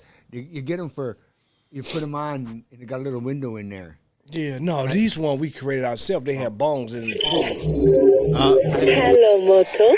Yeah, the ones with a little cap on the end, and you stuck it in there. Hello, you have a prepaid call from... Try. Tank, an inmate at Kettle Moraine Correctional Institution. Kettle Moraine. Your account balance is $10.95. To hear the charges for this call, press 2. All calls other than properly placed attorney calls may be monitored and recorded. Thank you for using IT Solutions. You may begin speaking now. Hey. Who is that? It's Mookie Black. What up, baby? What's up, Mookie Black? Welcome to the Manwich Show, man. How you doing, man? Man, I'm blessed. How you doing, dog? I'm right, man. How your day going so far, man? It's wonderful, dog. Hey, I appreciate you calling too, man. And you know, I was telling my best friend and about you on call. You know, we looking forward to you calling, man. So tell us something, man. Give us some knowledge, man. Give us something, man, tonight, man, that we need to hear, man. The word for the day is called stuck in the mud. The word for the day is called stuck in the mud. We got to understand when a person asks you what makes a man, we got to understand that just because you have the identity of a man and a penis and the genitals as a man don't mean that you're a man. Just because you protect and you provide for your family and kids, that's just your responsibility and your priorities as a man. But what makes you a man? Have you ever sat back and asked yourself, what makes me a man? What makes me a man is if I don't know what the truth is, I'm not scared to search for the truth, obtain the truth, and bring the truth back to mine. Once I get in line with Christ, then everything in the universe is going to get in line with me. Why did God create Adam as a grown man and not a baby? Come on now. Wow, that is pretty deep right there. What's up, Mookie? How you doing, man? Doing good, brother. Doing good. We gotta understand, why did rain come down? Why did God water the earth, endure the earth, and did not let rain come down? Come on now. Come on now. Why did God create Adam as a grown man and not a baby? Everybody you know and I know came out as a baby and not a grown man. We gotta understand what time means, what free will means. I'm going back to this situation. What I mean when I say what makes me a man. When I know what makes me a man, I understand what makes me what free will is. Free will, if you know what a man is, then guess what? You understand what free will is. Yeah. Free will. You go either a man is somebody that can bang a lady and get her pregnant. A lady can't bang a guy and get him pregnant. You know, there's big differences. Big differences. Even in the mind, eyes, and the culture of the person himself. you can't tell me that I'm a man, but I could be a girl. Fuck no. I'm a man. I got dicks and balls, and I like to fuck, and I have children. You know, there ain't no way. I don't go for that transgender shit. Go ahead, Mookie. Continue, man. Why did God create Adam as a grown man and not a baby? Because a baby can't make decisions for itself, but a man can. I think maybe that's why. To have so they can make decisions and produce, you know. That's what was put on here. He put man and woman on earth to produce and to maintain life. That's what it's all about, you know. So that's why they got. But yeah, I get you what you're saying about why was it a man? You know, yeah, why was it? You know, They took a rib out of a man and made a woman. The word woman means man. The word man means woman. If you take the W-O off, it just say man's. If you put the W-O on, then it say woman. God created a woman to follow, a man to lead. If a man don't know how to lead, a woman ain't know how to follow, because a woman ain't following no car, ain't going nowhere. Go back to Proverbs and Psalm, the books of wisdom, which is trains you for the story. It speaks of wisdom as being her, she. A woman's not following no one that don't know how to lead nowhere. So when we go back to the man, we go back to free will. When the baby uses free will, the baby get into everything. You got to tell him, sit down, stop doing that, it's wasting stuff. But when you got a man that don't know what it takes to be a man, he going to experience pain with his free will instead of pleasure. Because if you don't understand how to understand what to understand when it comes to being a man, then guess what? You all the way lost. And that's why a lot of us sit in these penitentiaries right now. A lot of us is lost out there on the street because we don't know what the 3 C's stands for. Challenge, character, change. I told you about that yesterday. Challenge, character, change. The 3 G's, gold, glory, girls. Then we go to understanding, knowledge, wisdom. Then we go to money, wealth, and riches. We won't live to see riches. You hear me? We won't live to see riches. Continue explaining about the man. The man. God created us to have dominion over the world, over the universe. Whatever we named it, that's what it was. We are occupying a position right now we were never meant to occupy. We running headlong in the feet because of that sin that day in the Garden of Eden. Right now, we eating off that same tree. We drunk in sin. Because guess what? We don't know what it takes to be a man. We scared to get in line with Christ. Oh, I went to the penitentiary for a case that I didn't commit. I was falsely accused. You might not was guilty of that, but you was guilty of neglecting God's word and his will. God know how to break you down and build you back up to what he wanted you to be. You going up your own understanding instead of going up to understanding that guess what? God is the truth, the light, and the way. When you become a man, guess what? You dwindle back down to that servant that God was when he came into the world. You dwindle back down to that servant, you hear me? And you say, guess what? I'm willing to be taught. You hear me? I'm willing for the word to minister to my spirit. I'm willing to be taught. I'm willing to follow so I can be a good leader. I don't care about nothing what's going on. I consider everything to be garbage out there in the world, depending on the relationship I want with Jesus Christ. When you don't know what it takes to be a man, guess what? You have not yet started to live. You just merely exist in this life. All calls other than properly placed attorney calls may be monitored and recorded. You just merely exist in this life because you think you know everything. But guess what? God is the creator of all things. My life was just one breath to him. And when it takes you to be a man, you sit back and you say, I don't care what penitentiary I'm in, wherever I'm at, I'm going to sit back and I'm going to learn who God is. God died on the cross for our sins. If he don't do nothing other than what he have already done, he have already done enough. And we cannot do enough to deserve his grace and his mercy, which is anew each and every day that he blesses us to participate in the land of the living. So when I call myself a man, I ask myself, what do a man stand for? What do I stand for as a man? If my name is Deshaun Neighbors, what do I stand for? What principle, what morals do I stand for? Anybody there? We there. We hear you, baby. We hear you. Come on, get them Jews, man. Get them out there, man. We are occupying a position we were never meant to occupy. Listen to what I'm telling you now. Glory be to God of the highest form of praise. I said, so man, we are occupying a position we were never meant to occupy. We went headlong in the feet because of that sin that day in the Garden of Eden. Scholars believe that, guess what? Adam had, guess what? He had continual conversation with the Lord God in the Garden of Eden. When the serpent came in and manipulated Eve, and he heeded the calling. He listened to her. She was not even created when God gave him the orientation in his Garden of Eden. And the serpent, guess what? He coming right back into the females right now, to the family. Because what we don't know what it takes to be a man. We think the clothes, we think all this makes us be a man. We work in a job and we selling drugs and stuff like that, man. We tearing our household down instead of building it up. We would never be able to build it up until we, guess what, submit to the word of God. We got to submit to the word of God, and we got to be humble, and we got to thank God for sincerity, wisdom, and courage. Sincerity, wisdom, and courage. That's what Jesus Christ had when he came to this earth. Sincerity, sincere. He had courage and he had wisdom. And we need wisdom to do anything. We need wisdom to have a conversation, to eat, to walk, to talk, to have a job, to have a relationship with our wife, to have a relationship with you. We need wisdom before anything. That's why we get into that book, because we need his guidance, his obedience, his discipline to be able to live this life, because the only way to get to the next life is what we do for Christ in this life. It's not about us. Once we take ourselves out of the equation, and put God there. He came in the world to serve others, not to be served. We think it's about us. That's why we keep blocking out what it takes to be a man.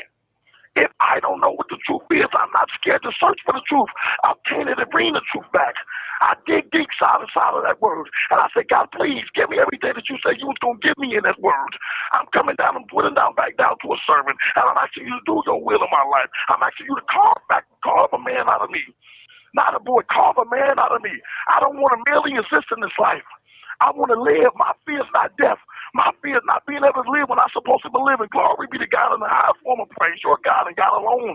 I'm asking you right now to do it for all the men around the world. I'm asking you, give them a zeal right now on this podcast to say, guess what? Enough is enough. Enough is enough. I'm tired of losing when I can be winning. I'm running a race right now. I'm running with gum on my shoes right now. Endurance was a race. I want a mindset to be a marathon runner and not a sprinter. Help me to stop worrying about what people think about me and worry about where I'm going to live. It's not a race about who's going to be the richest. It's a race where my soul going to lie at. When this life ends, where is my soul going to lie? If it lies apart from God, oh my God. If it lies apart from God, oh my God. I don't want to play church. I'm tired of being phony. I've been phony all my life, and I'm just keeping it real. And I might be talking to somebody around the world right now. I'm tired of being phony. I'm tired of playing games, man, with God. And guess what? He got me here for a reason. Before I formed you in your mother's womb, I had chose you already, Deshaun. And I'm talking to somebody on this podcast. Before I formed you in your mother's womb, I had already chose you, Jeremiah 1:5. Before I formed you in your mother's womb, I had already chose you. I set you apart. to be a prophet to the nation, a prophet is someone sent to the earth by God to do some good for God. He set me apart for something great. I went through all the trials and the tribulations in my life so he could take the foes and seals and the saves of my give me a spiritual perception of discerning spirit to discern spiritual truth into his words. He said, guess what? I know I need to put him. I'm going to break him down and build him back up to what I know he need to do for me. And guess what? It was finally decided by God that guess what? This too shall come to pass at this podcast that I'm talking on right now shall come to pass.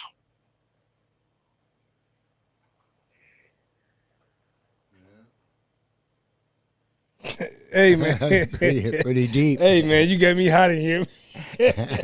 You got me hot, man. You got my boy. I'm gonna keep going then. You say you hot, I'm gonna put you steaming hot. What it takes to be a man? Have you ever sat back and asked yourself that? I ask myself this: if someone asks me right now, what makes you a man? And they tell you this, don't say because you provide and you protect for your family, your kids. Don't say because you have the identity, you have the genitals as a man. Properly placed attorney calls may be monitored and recorded. Could you ask yourself right now, what would I answer? What question would I answer? What would I tell them? What would I tell them if I would have never got on this podcast and I didn't tell you the answer? Because what would you say? What would you say? And I call myself a man. If I'm not scared to search for the truth, obtain the truth, and bring the truth back to others before I can go out and preach in any city, in any state, any country. I got to be a pastor right in my household. If I don't know what makes me be a man, I cannot do what God called me to do. Just like Moses. Moses can go over there and bring them people out of Egypt if he was circumcised on the penis. That's why his wife. She did it. So how can I do God's will if I don't know what it takes to be a man? If I'm doing it for accolades, everybody looking at me when I'm on talking about God, I'm not doing it wholeheartedly. I'm not doing the circumcision of the heart. If I'm not doing it wholeheartedly, key man, how can I say I'm a man? How can I say I'm a man? I'm doing it for money. God ain't coming to the world and preach the word of God for money. He did it because guess what? He loved us first. And guess what? We have to have a love for him. We have to say, guess what? I don't care about what they're doing in the world. I want to know what it takes to be a man. That's what I want to know. I want to know what it takes to be a man, God. And then I can know who you are. I don't care about where I stay, where I sleep, what I eat, what clothes I got, if I got a car. I don't care. I just want to stay deeply rooted and grounded in your word. Because I know, guess what? You're going to show me what it takes to be a man. And once you show me what it takes to be a man, then I guess what? I activate my power. Once I activate my power, then you're going to do the rest. Joseph, Jacob, which means supplanter, trickster, and heel, changed to to Israel, what means rightful man that God have prevailed. We go back to Abram, which means exalted father. Changed to guess what? Abraham, father of many nations.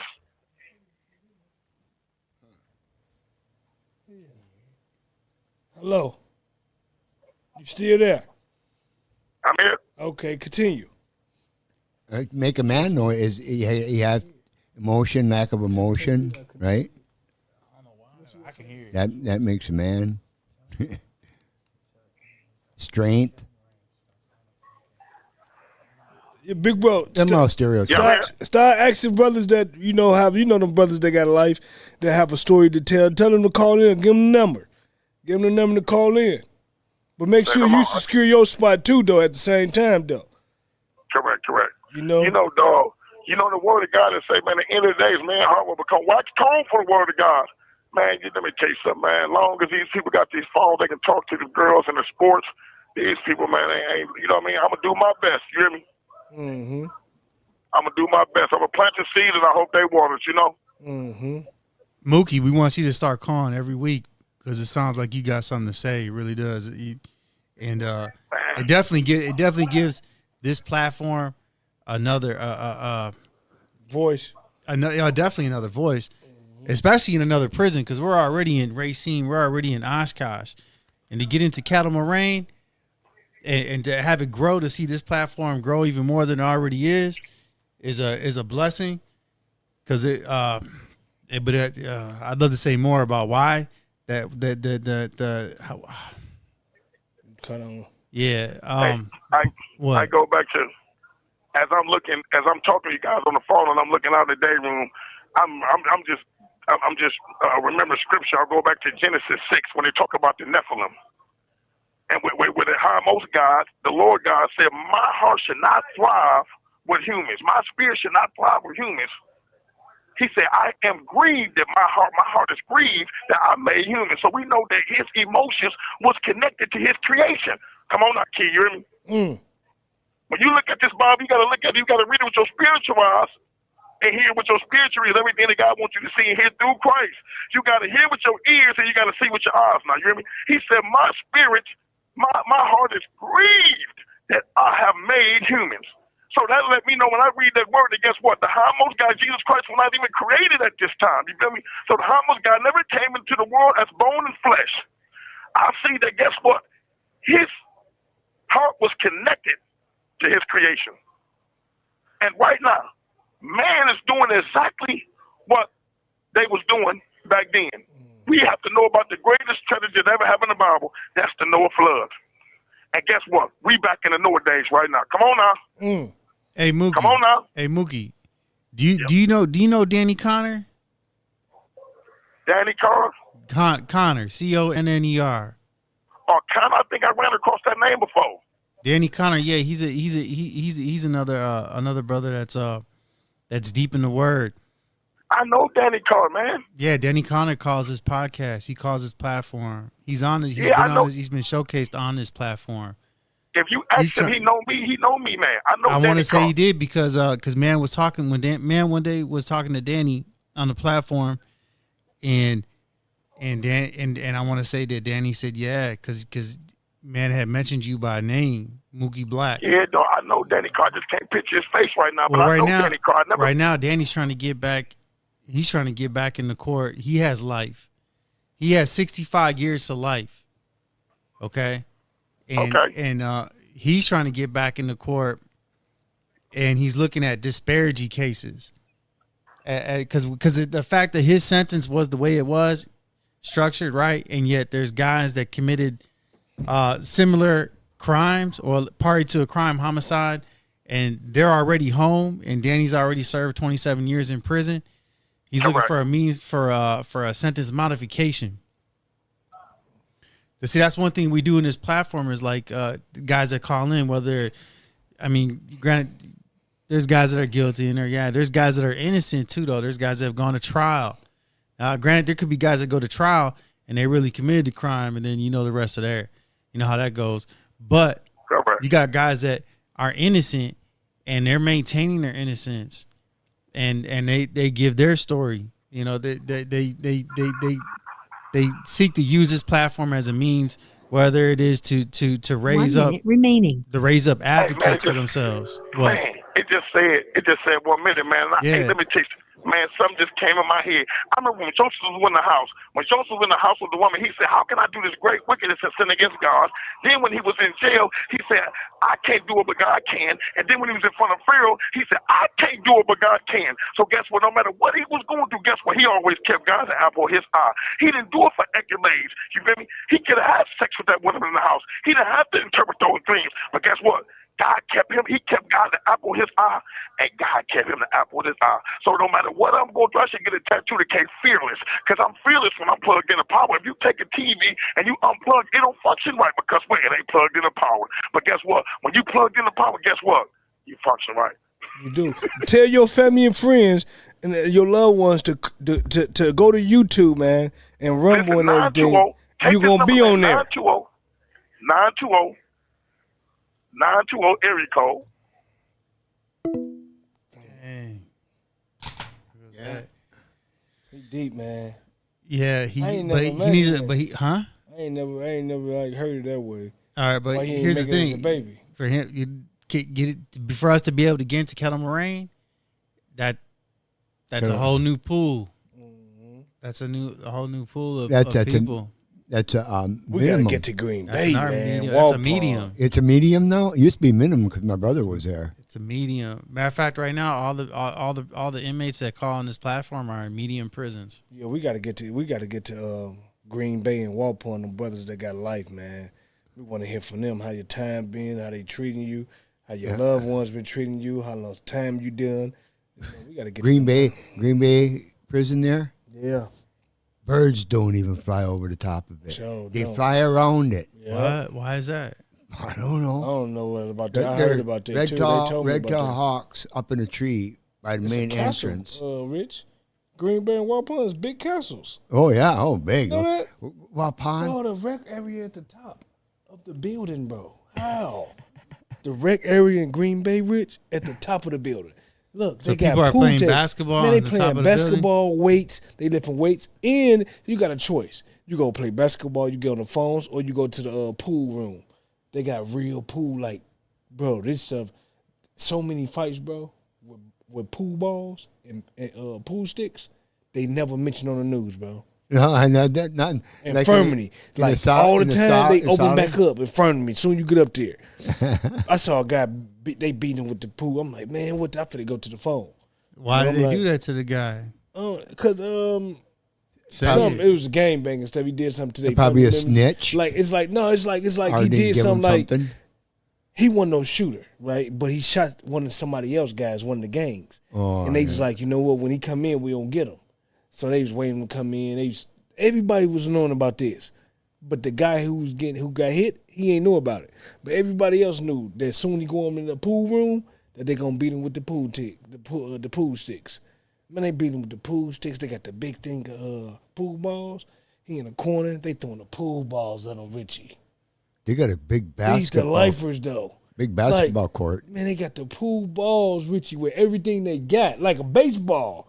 But these pool balls going at him. The only thing he could do is do this, but all this break it down. Like, I had to turn my head like, oh man, that's terrible, man. Like a person shoot a pool ball and this break, like your bone right there, you can see it and you trying to hold it.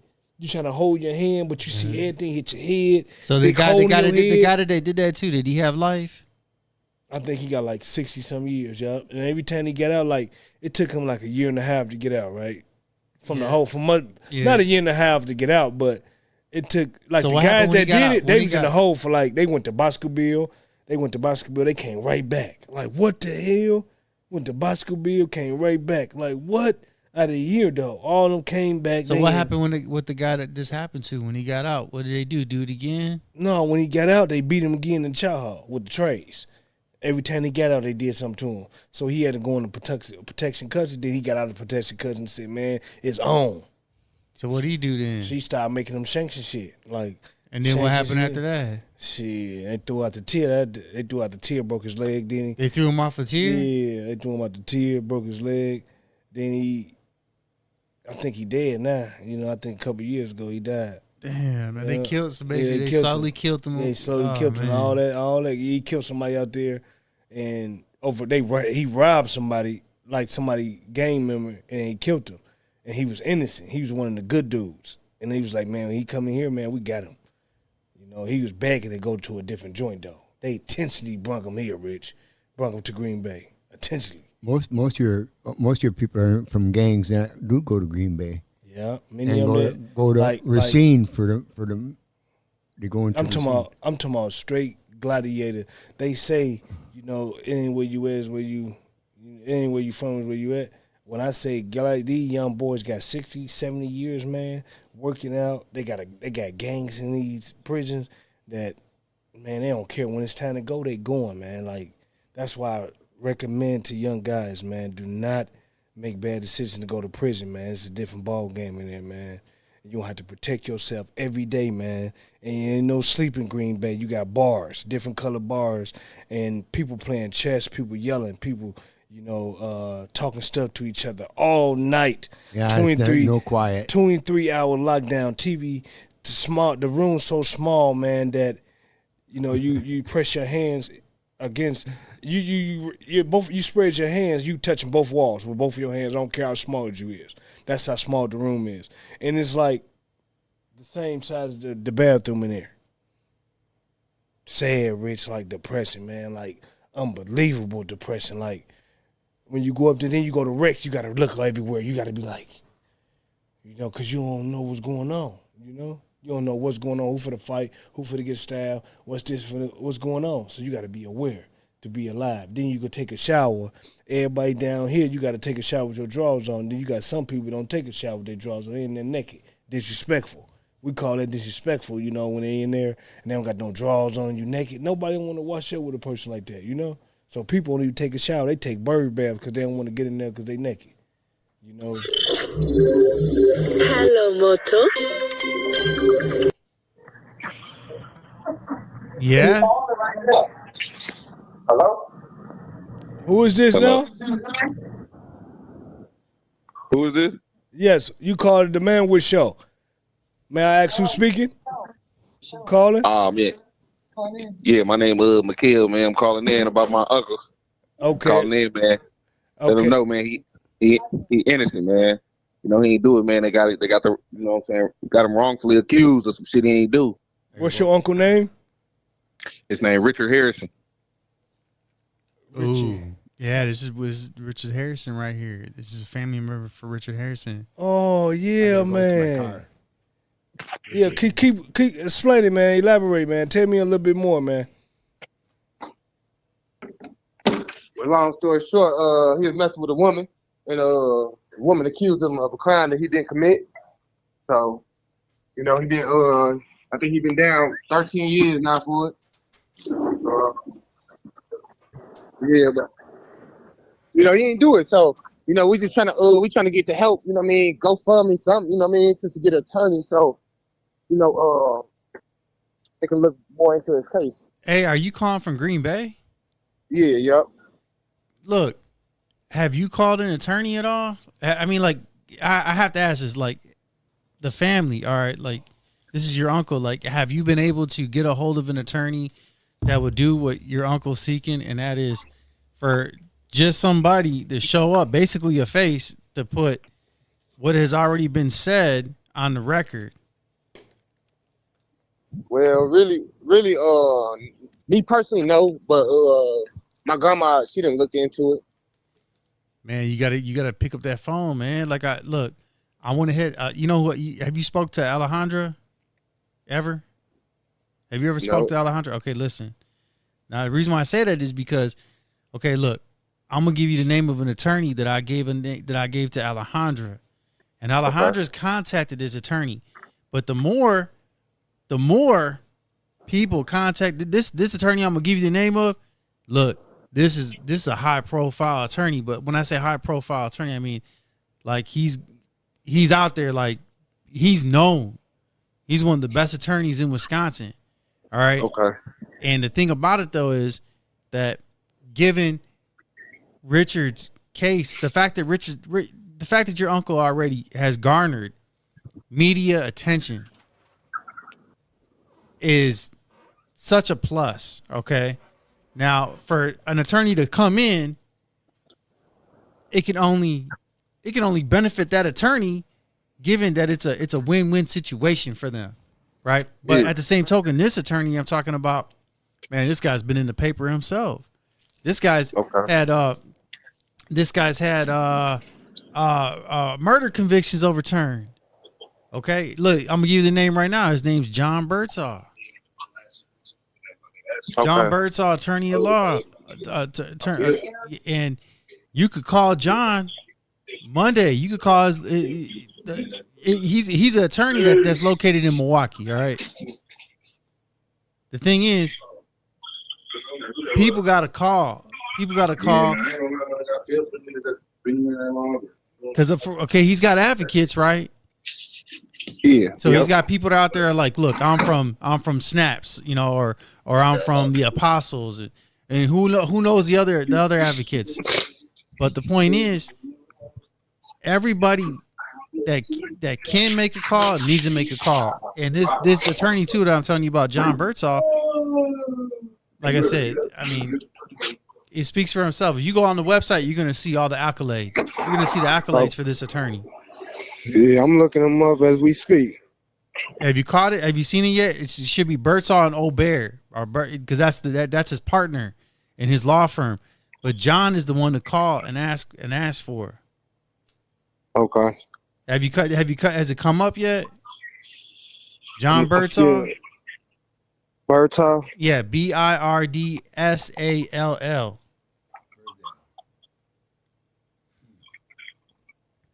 Yeah, it popped up. Call that number this Monday because Alejandra's waiting for a call back, right? But again, but again, the more people that call John has a soft spot. Yeah. And because John has a soft spot, John, dude, like you know, your uncle said he's already done so much already. He's already done all the work. All he needs is an attorney to show up. And John is an attorney that's already established. He's already made his bones as an attorney. He's already got the publicity. He's already had this. He's already had that. So unlike this attorney that, for instance, that your uncle has now, who doesn't want to defend him entirely because of her own aspirations to build a career off of, right? To develop a career. Look, John's already done it. John's already had a career. He is that guy. So having said that, I mean,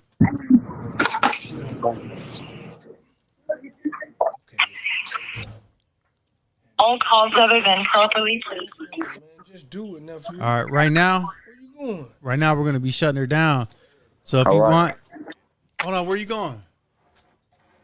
Right now we're going to be shutting it down. So we'll give you one more minute, man. Say whatever you want for the public to hear. And pass the podcast around, you know, like let people know the episodes that your uncle's already been featured on. Episode 27, 26, and now he's been on episode 28. And the more people that hear your uncle, not just hear about your uncle through others, but they'll be able to hear your uncle's very own words. That's precious. You got people in prison. Exactly. You got people in prison right now, and they can't.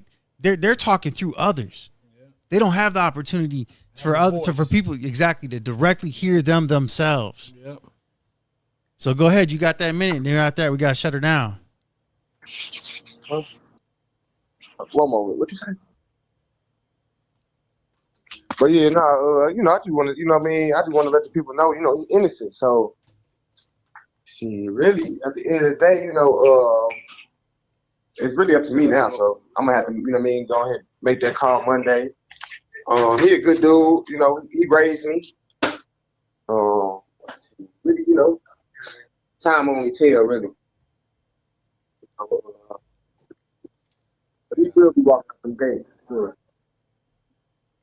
We appreciate your call too, man. We appreciate that, man. We need to hear that, man, and the viewers need to hear it. So we set it off, man. And make sure you call next week if you can, man. And I can. Tell people about our show, man, and tell them to watch the Manwich show. They don't, they don't view your uncle, his statement and everything he, pronounced, Yeah. everything he announced and everything. So thank you, man. I appreciate you. You have a good rest of your night, man. Yeah, most definitely, you too.